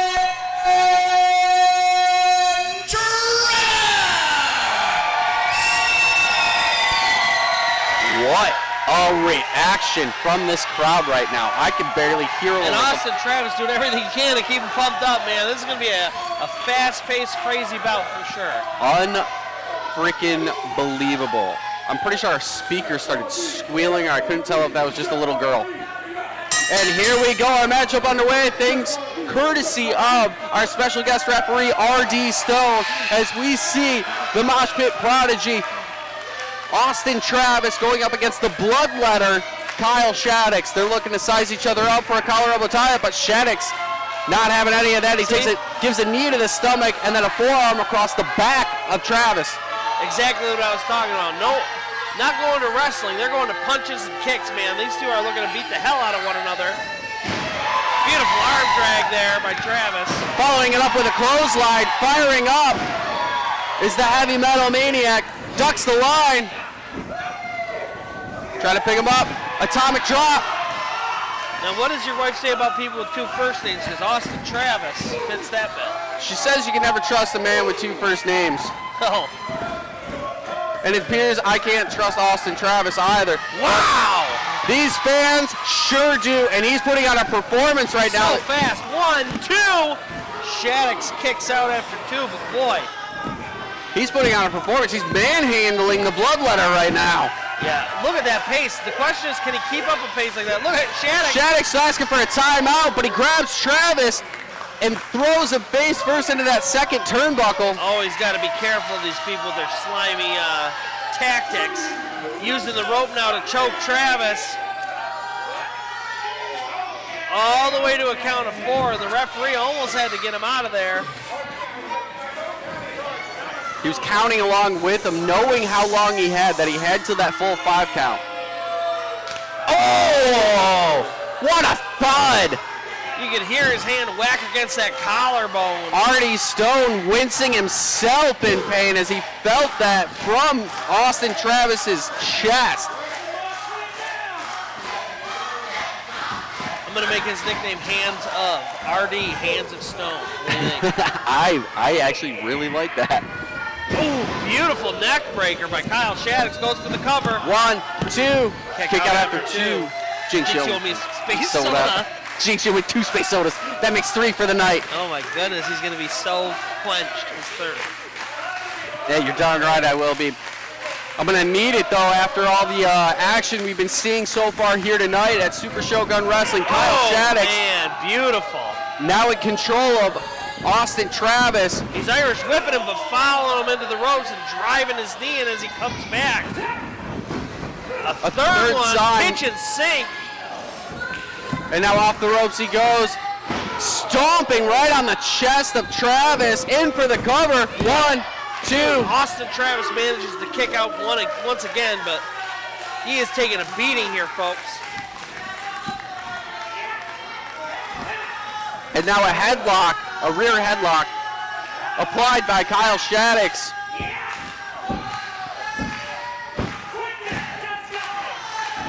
Crowd trying to cheer on Austin Travis. He's getting back to his feet, throwing some elbows to the midsection of Shadex, and now beating him into the corner. Elbows, driving him deeper in. And here we go. Austin Travis doesn't realize Kyle Shadex is up. And he's on the second rope, put a boot to Austin Travis's face. He's setting up from the second. Wow! Blockbuster from the second rope, and in for the cover. 1, 2. Ooh. Wow, I thought that was it, folks. Beautiful blockbuster from the second by Kyle Shadex. Doesn't get much closer than that. No, it sure doesn't.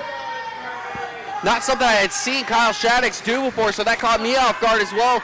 As I can imagine, it took Austin Travis off guard. Now he's still reeling as Shadex gets him back up to his feet and Irish whips him into the corner.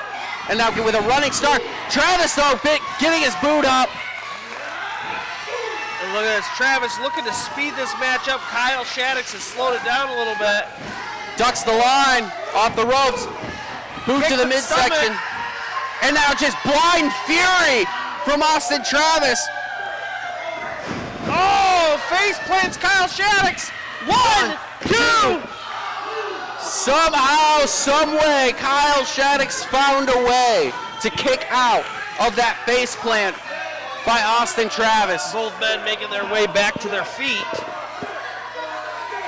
Travis struggling as well to make his way back up. Shadex, though, taking control of the moment as it took the extra seconds for Travis to catch his breath. Setting him up on the middle rope near the turnbuckle. And what is he going to do here? Kyle Shadex going up. Austin Travis hung up on the second rope. This does not end well, Tommy. No, it doesn't end well for anybody. Oh, no. Travis trying to fight back. throwing right hands, barely balancing on that middle rope. And Kyle still trying to climb. Who's gonna give first? Oh, there he goes. Kyle Shadex getting flipped over from the top rope. They don't call it high risk, high reward for nothing, folks. Austin Travis going to the top rope, looking for possibly. And hang on! He's going to the top rope looking for a stage dive. But we got commotion coming out from the ring entrance. JJ Hughes and Mad Dog Warren. Who knows what the hell happened between these two in the back? These two have been feuding for the entire year of Shogun. We've seen, and hang on, Matty Fine. We've seen Mad Dog JJ get thrown off of roofs. We've seen these two go at hardcore matches, fighting over a trash can, hitting each other over the face with it. This is crazy. There's a match going on, guys. And look at this, Austin Travis up on the second rope. He doesn't even know what to do. The referee doesn't know what to do. Kyle Shadex in the middle of the ring, still injured. Austin Travis trying to get up to the top rope, but he's watching on as Hughes and Mad Dog are wrestling around the ring using the ring posts. Cherry and Maddie trying to gain control of it, but they can't break them apart. And hang on, they're all the way over. They're over at our merch station, and Mad Dog through the table of Covet Confections. Oh my God! Covet Confections table has just gone through the cupcakes. The cupcakes! Cake Master's probably furious right now. He's gotten frosted. JJ Hughes has gotten frosted. And Travis! Austin Travis! Trying to gain the attention back. He's set up for the stage dive.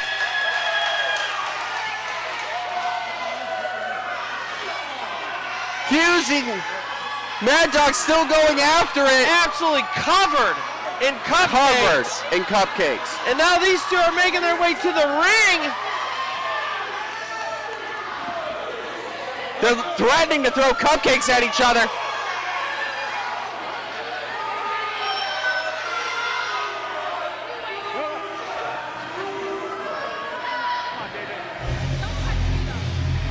And hang on, folks. Something we've seen already once tonight is Brody out here trying to get control. Back out on the crutches. Benjamin Brody, crutches in hand, and he looks furious. It's a one-year anniversary, and you're out here ruining it. Enough. Both of you, I'm done. I'm done. So done.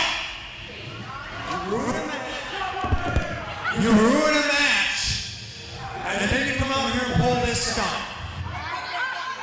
Next month, Samurai Slam, August 24th. You two will go one-on-one in a dog collar match. Oh, no! Dog collar match. Hey, listen. If you touch each other before then, you will be fired. Whoa! And hang on, Benjamin Brody is absolutely done. Afterwards, when you figure out who is the bigger man, because I really don't care right now. If you touch each other again, you'll be fired. Thank you. Wow, Benjamin Brody telling him you better settle it in the ring. Next month, Samurai Slam, August 24th. Mad Dog Warren tried to offer a cupcake. And boy, you know, Tommy, there are a lot of people on this roster I would not want to be in a dog collar match with, but I would have to think at the very tip top of that list. And after so much time, the stage dive goes. Oh no, Kyle Shadex! Looking for the backbreaker, the murderator. Aim for the cover. 3, there it is! Oh my goodness, off the back of a distraction, Kyle Shadex. But folks, the big news here, August 24th, Samurai Slam, Mad Dog Warren, JJ Hughes, dog collar match. Yeah, Brody coming out here, laying down the law. They're not allowed to touch each other before or after the match, or they will risk being fired. It will all be settled in 1 month's time, but Kyle Shadex with a slippery pickup of a victory here. Yeah, just enough time slipping by as Travis was distracted throughout that motion of events of J.J. Hughes going through the cupcake table of Covet Confections. And then after Brody coming out laying down the law, Travis still set up for the stage dive from the top rope, eventually committed to it, and Shadex had already seen it, already planned. It was a setup the whole way for him. He rolled out of the way, and took that moment to take advantage with the Murderator. Yeah, and I can see how Benjamin Brody is so frustrated. Listen, if you're Austin Travis, you had that match won before there was a complete utter distraction, interruption from two people who had no business being out here. But thank God, Tommy, at least some bad blood will finally be settled here at Samurai Slam on August 24th. We can only hope so at this point, because the amount of distractions and interferences coming out lately has been quite a lot, and Brody's been putting in his work, and I'm pretty sure he's getting in more steps with his crutches than he should have had all day. Yeah, absolutely. I hope he has a spit bin on. I'm here with Kyle Shadex after his match with Austin Travis. How you feeling? Oh, I'm feeling great. I told everybody out there, that little poser, he didn't know how to mosh. He got in that ring, and he learned today what a real mosh pit looks like. Anything he's ever done before facing Kyle Shadex, and anything that he does after, will pale in comparison to anything I ever did to him. The pain he felt tonight, it's gonna be 10 times worse the next time I see him. And it doesn't matter when that happens, I just need everybody to know Kyle Shadex came, he conquered, and he whooped some little poser ass.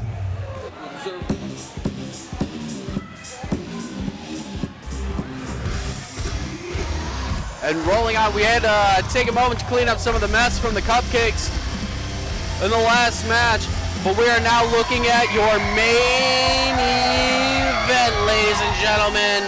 And folks, if you recall, Straight Out of Saginaw did lose to the Den, but managed to steal their tag team sword championships.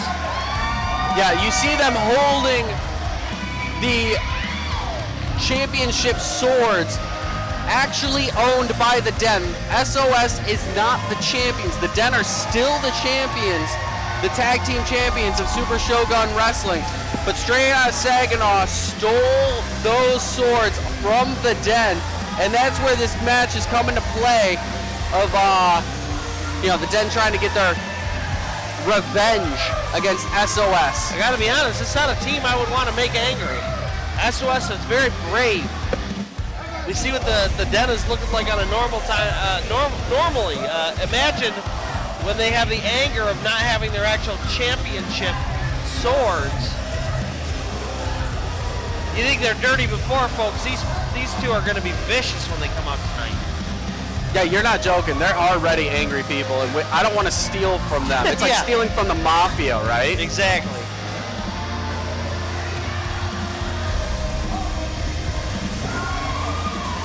There you see Ace Evans up on the top rope, Nick Green making his way up, and the relentless Barbie herself, Ray Larson. They are Straight Out of Saginaw. This team has been a competitor against the Den for quite a bit, and they've gone up against contest against them. They picked up one win over them, and resulting in the rubberneck match that happened during the tag team tournament in March to crown the inaugural tag team champions, where they did lose to the Den, who did win that tournament.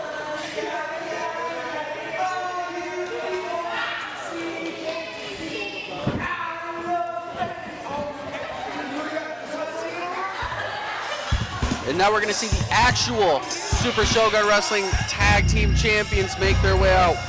The Mighty Bojack and the Dean of Mean, Caesar Asher. I do believe there's a team that can topple the Den. It is Straight Out of Saginaw. They are a true team. They're cohesive. They have somebody on the outside in Ray Larson who can help them in a pinch. But folks, they don't come any tougher, any meaner, any more ready than those that come from Mount Crushmore. That's right. Caesar Asher, Mighty Bojack. Folks, welcome to the Den.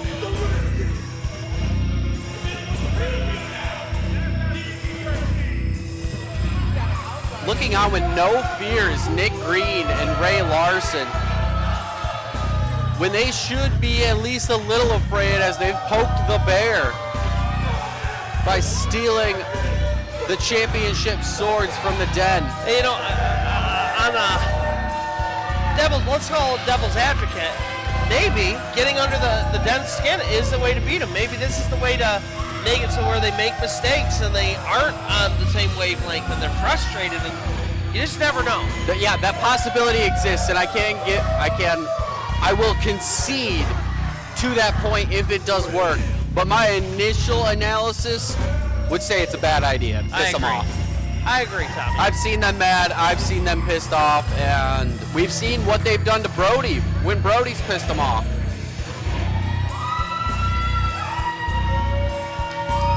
And as you can hear from the crowd, folks, no love lost between the crowd and the Den, but no more dominant champions than the Den.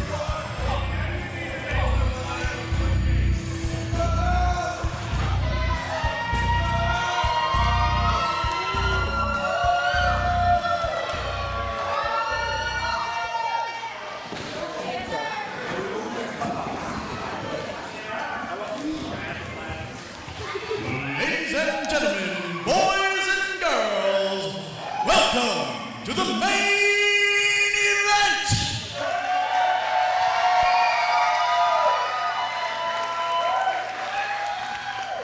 This match is a tag team title match scheduled for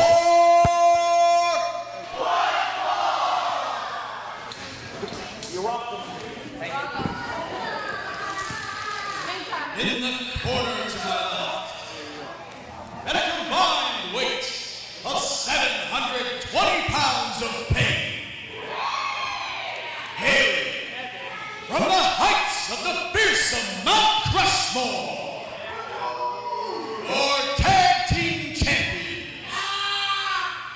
We have the sword here.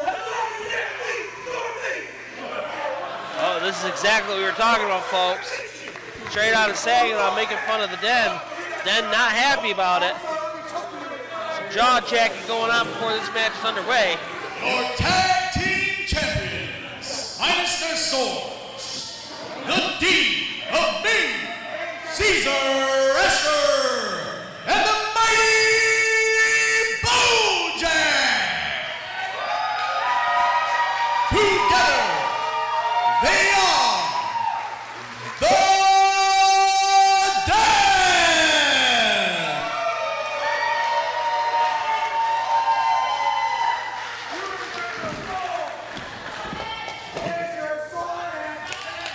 in the corner to my right, from Saginaw, Michigan, with a combined weight of 430 pounds, managed by the relentless Barbie Ray Larson, Ace Evans, and Nick Green are straight out of Saginaw.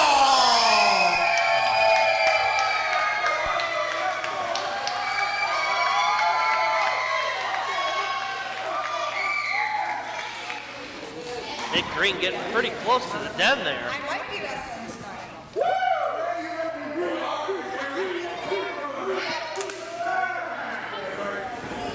There it is, folks. The samurai swords that indicate the tag team champions currently held by Straight Outta Saginaw, but actually belonging to the Den. The only question left is who is going to start in the ring. Referee Cherry trying to get some control of the moment, but I think there's too many heated emotions between these four competitors.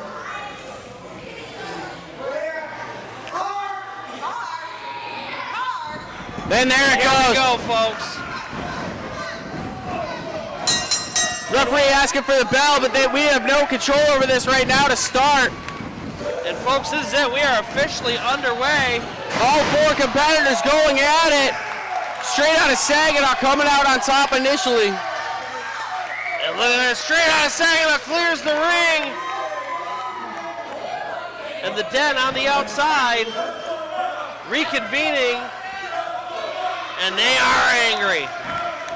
Straight out of Saginaw, coming out outside after him, and here we go, folks. Not even in the ring anymore, but this match has officially started. A7's and the mighty Bojack going at it right in front of our commentary table. Caesar Asher and Nick Green out by the entrance ramp. And folks, just by the referees. Oh, A7's ended up slapping the ring post after trying to chop the mighty Bojack.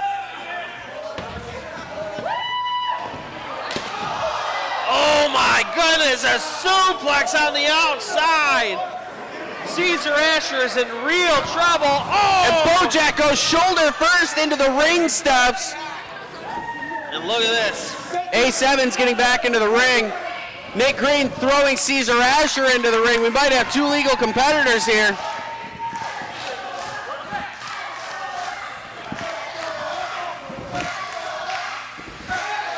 Ace making the tag to Nick Green. And this is our first official tag of the match. Atomic drop, off the ropes goes Nick Green. Wow! Sling blade! Jinx, you owe me a space soda. You owe me a space soda. You owe me a couple now. No. At least one. No, I owe you maybe one. You still owe me like 4. Well, listen, we're going to both get drinks after that. Oh! Wow, straight out of Saginaw, going for a double super kick. Caesar Asher moves. They end up kicking each other. And now setting up for a double draping DDT and dropping both of them. Caesar taking both of them straight out of Saginaw out with that double DDT. And all of a sudden, the Den finally in control. And we finally have some semblance of order in this match. Bojack's in his corner. A7's is in his corner. Oh my goodness. Caesar Asher crushing Nick Green in the corner. Wow. Beautiful back body drop. He like released him right at the end and he was in free fall. Yeah, it was a float for sure. Free float. Free float. Yeah, I'm free floating. Free root beer float? Ooh, baby. Give me an extra scoop of ice cream as Nick Green off the rope. Bojack picks him up. Sidewalk slam. And now Bojack going in for the cover. One. And a kick out after one. Nick Green nowhere near ready. I think the adrenaline that all 4 of these competitors had to even start the match is actually on another level from what we've seen from I think anybody else here tonight so far. I mean, they were going at it so hard. Suplexes on the outside. Yeah, no love lost between these 4 competitors. Absolutely. They were battling on the concrete and then finally got some resemblance of a match, and now they're still going full steam, full strength at each other right now inside the squared circle. Dropping the elbows, Bojack in for the cover. 1, a 2, and a kick out right after 2. And look at this, Ray Larson in the corner trying to will Nick Green on as another tag is made and Caesar Asher re-enters the ring. Sizing up his opponent and a boot right to the midsection of Nick Green. Bojack had that arm peeled back, and so Caesar Asher got a straight kick to the ribs. And look at this, Nick Green trying to fight back, but Caesar Asher just using his size. An attack from Bojack. This is where the tag team prowess of the champions has really benefited them. Oh! It's a miscommunication! And Bojack knocks out Caesar with that clothesline, and Nick Green gets attacked to A7's. A7's taking on both members of the Den. Making them both share a kiss. And dropping a bolt, using Bojack to help him. This could be it. 1 early. He's not the legal man though. No. Caesar's not legal. Bojack is. What a mistake, and potentially cost him the whole match. Finally gets out at 1. Oh, kick out after 2, the confusion of knowing who the legal man was at the moment. Tiny mistakes like that, you just cannot make mistakes like that against the Den. No, you can't. They're too smart, they're too wise, and they get away with as much as they possibly can. And straight out of Saginaw knows that. A7's had the right idea. He did everything he needed to correctly. Just went in for the pin on the wrong man, but now Bojack getting his wits about him enough and clear enough to drive his elbow right through the soul of A7. They're just too big and too mean to be making mistakes like that. Now, mighty Bojack and Caesar Asher doing what they do best, isolating the ring into one half and bringing their opponent into their corner, and now they're just going to go to work. Oh my goodness, a second mistake by the Den.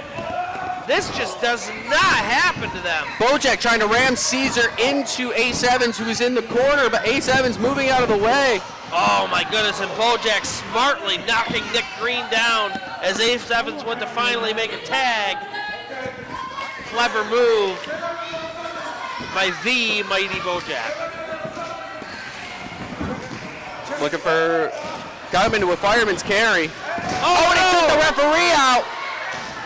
Oh, beautiful Samoan drop. Referee is down. Referee's down. It looks like Cherry's out. And the two legal men are out too. No, Cherry's starting to get up.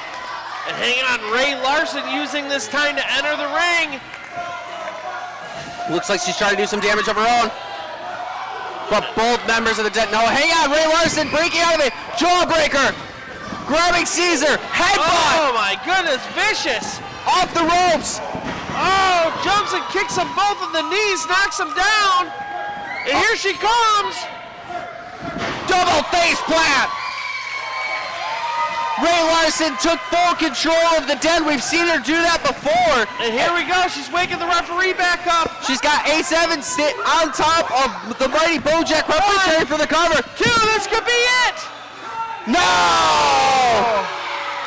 Just a moment of time that was needed for Bojack to kick out of that. Ray Larson showing why she is such a pivotal member of Straight Outta Saginaw. Yeah, she's absolutely an asset for their team.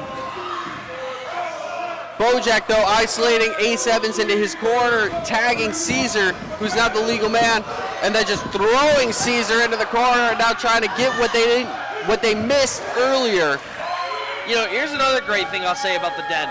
They've had a couple of miscommunications, but they never hold it against one another. It's not like there's frustration at each other or anything like that right now. They go right back to their tag team work. They know mistakes happen. Yeah, they know that happens. They accept it. They say, whatever, let's move on. Let's win this fight. Oh my goodness, jumping off the first rope. 1, Flash in the corner. And Nick Green desperately needs to get his tag in and get in the ring and become the legal man because Ace Evans is in real trouble here, folks. Yeah, Caesar showing some extra swagger with that bomb off the middle. Yeah, it looks like the Den is finally starting to get their groove a little bit.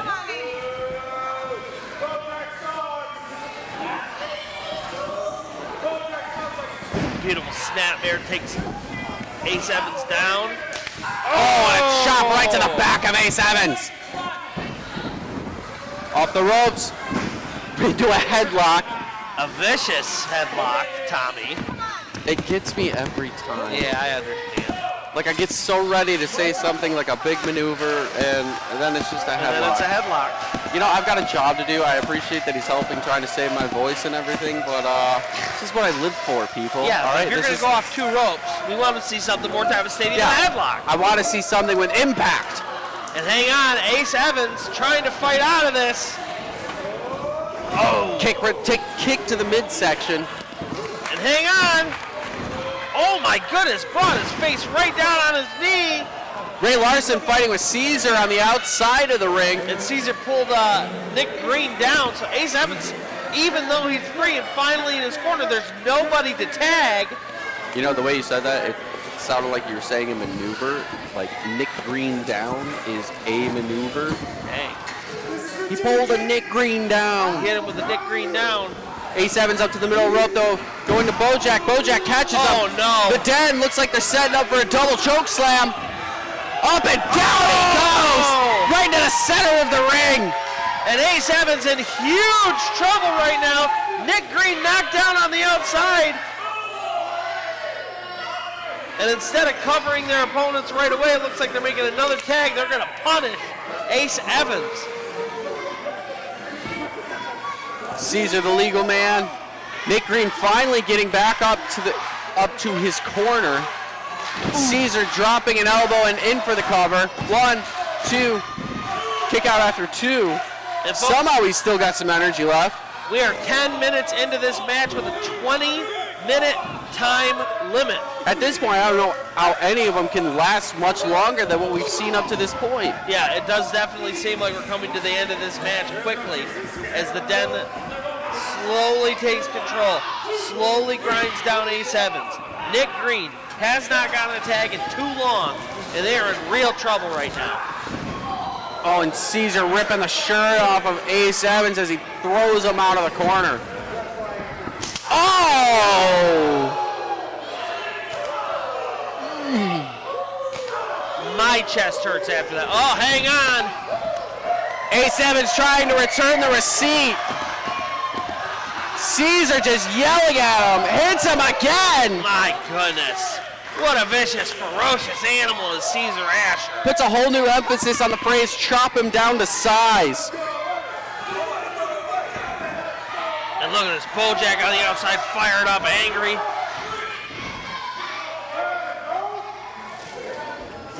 Bearing the point of the elbow across the temple. And Ace Evans still in the Den's corner, still in serious trouble. Nick Green nowhere near a tag right now, as the mighty Bojack gets his tag and steps in.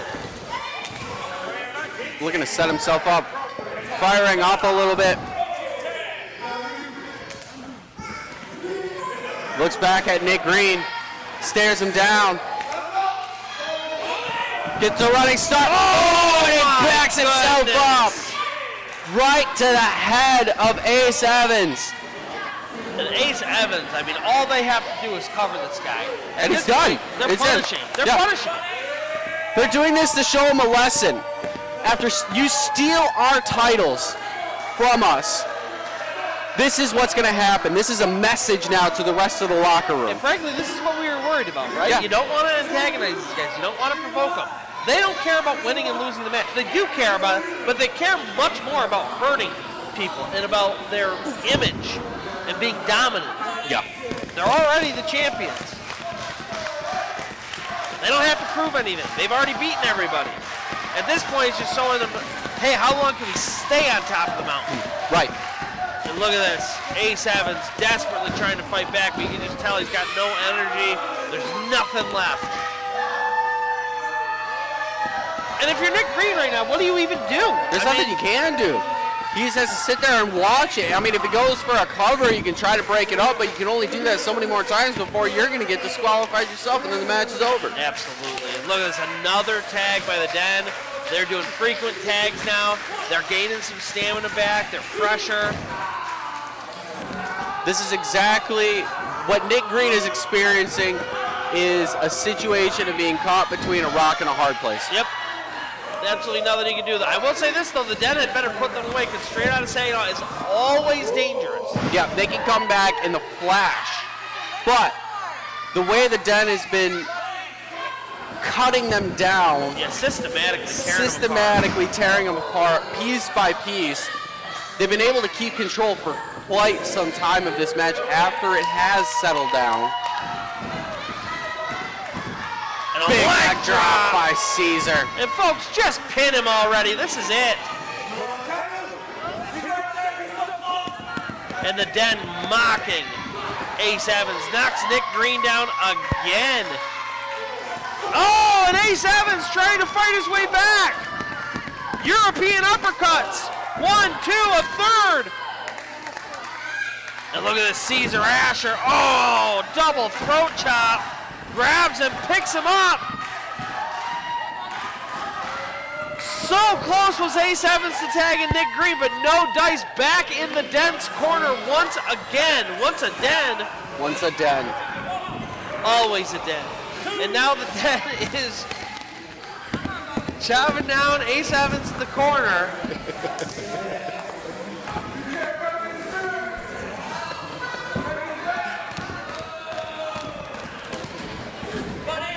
I'm sorry, everybody. Yeah, I don't know what's going on tonight. Oh my gosh. What? 5 minutes remain. Well, what's going on is the Den is destroying Ace Evans. It has been. I mean, for the last 5 minutes. Even if somehow Straight Out of Saginaw is able to pull out a victory out of this, by some miracle from what it seems at this point, I don't think Ace Evans is walking out of here. Nope. I think he's getting stretchered out anyway. Yeah, he is in real trouble right now, folks. I don't know what he's going to do. He's desperately trying to get to his corner. He just doesn't have any energy left. He's got a surge of adrenaline at the He knocks Bojack into Caesar. There it is! And Nick Green, finally! Bojack and Caesar in the center of the ring. They take body. Double cross body by Nick Green. Setting up for the corner. Whoa! Like a torpedo. He's shooting out of those corners. Getting rotation. Looking like Mach 5 over there. And whoa, right under Caesar Asher. Drops to a knee to dodge. Picks him up. Head scissor takedown. And look at this. Float around the ring. Folks, Nick Green is on a totally different level right now. He is all fired up. He's been storing up energy for almost 10 minutes now. And wow, did you see that? He jumped to the corner and flipped around and hit him in the... Up from the middle. Back of the head. He kicked him. In for the cover. 1, 2. Oh, my goodness.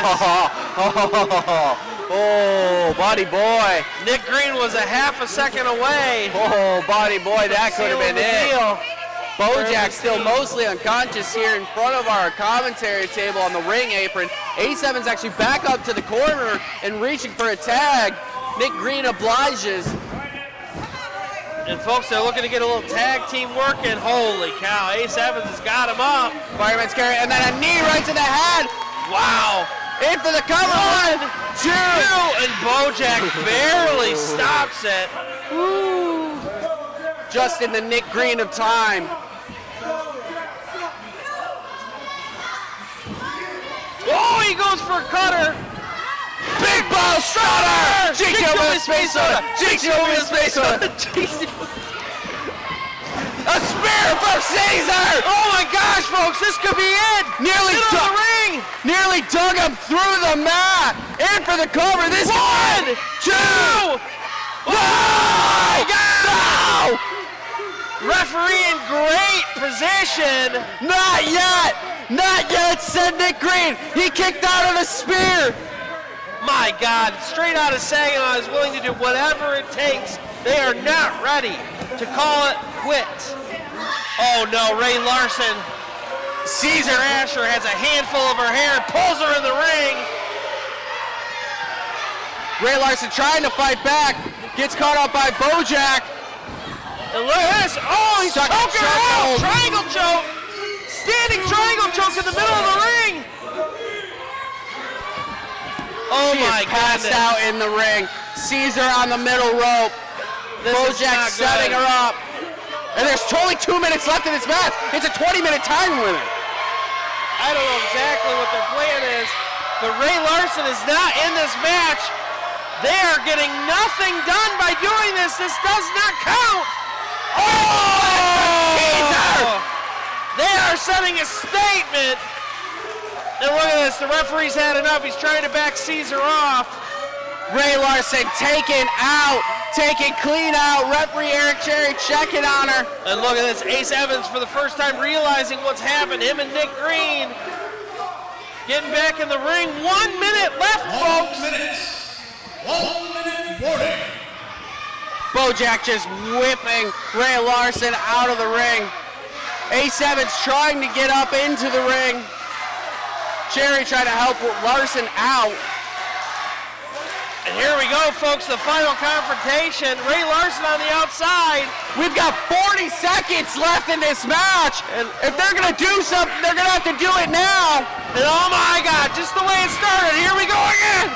A slugfest from all 4 competitors. And folks, these two teams hate each other. Look at them, just in the corner. 17, 16, 15, 14, 13, 12, 11, 10 seconds. 9, 8, and they got, oh my goodness. 6, 5, 4, 3, 2, 1. And folks, oh my goodness. This match has resulted in a time limit draw. And 2 submission maneuvers happening at the same time. Both men trying to finish it up at the same moment. And oh my goodness, who would have tapped first? Folks, we just can't say. But here's what we can say. There has not been a conclusion, a definitive conclusion to these two tag teams and what they're willing to do to each other. A time limit draw here for the Den and straight out of Saginaw. And look at this. How angry are they?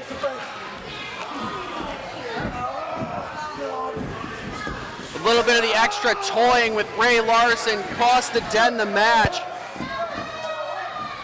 Yeah, I mean, as much as it seems like they were looking for victory tonight, I think they were looking for blood a little bit more. It looks like they were trying to punish one another. And look at this. Ace Evans trying to tend to Ray Larson, so is Nick Green. The Den being backed up. Looks like they're jaw-jacking with Ace Evans. And now getting face to face. And oh my goodness, once more tonight. How frustrating must it be for Benjamin Brody? No. Hey, settle down in there now. No, I know how to solve this. Hey, I know how to solve this. You know what? You did this to me, so you know what? Samurai Slam, August 24th. It's gonna be the Den. It's gonna be S.O.S. It's gonna be the Cross Brothers. And it's gonna be in a DLC match. A doors, ladders, and chairs match. You got so wait. You be there, or you'll be fired too.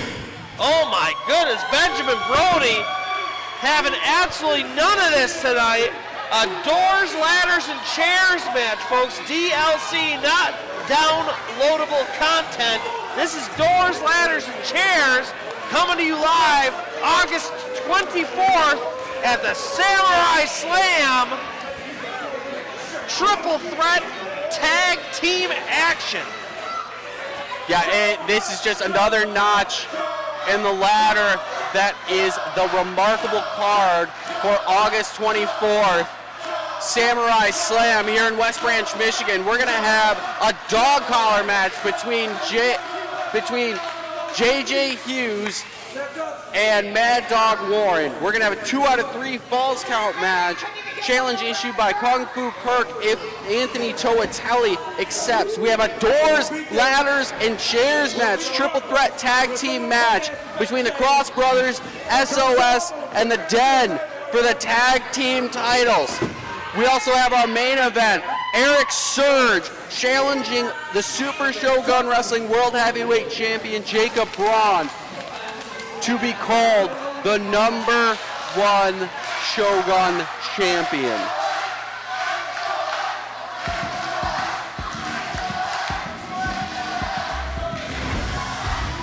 So you want to be sure to join us then. August 24th, we want to thank you for joining us here tonight at what was a stellar action-packed show at the Final Temple. We want to thank everybody from the back. We want to thank production. I want to thank the rest of our sponsors here, West Branch Antique and Comics, Kingdom Builders, Ogama County Voice, The Orator by our own JLC, AT&T of West Branch, Tiny Spark Studio, Jack's Attic, and a special thank you to the Brody and Warren family for helping us put on this show time and time again. This is our 1-year anniversary and a hell of a year it's been, and this is just the beginning. So on behalf of the production crew, the cameramen, the music men, the ladies, everybody we have helped put on the show, I'd like to say thank you all for watching, thank you all for joining us, and we hope to see you August 24th.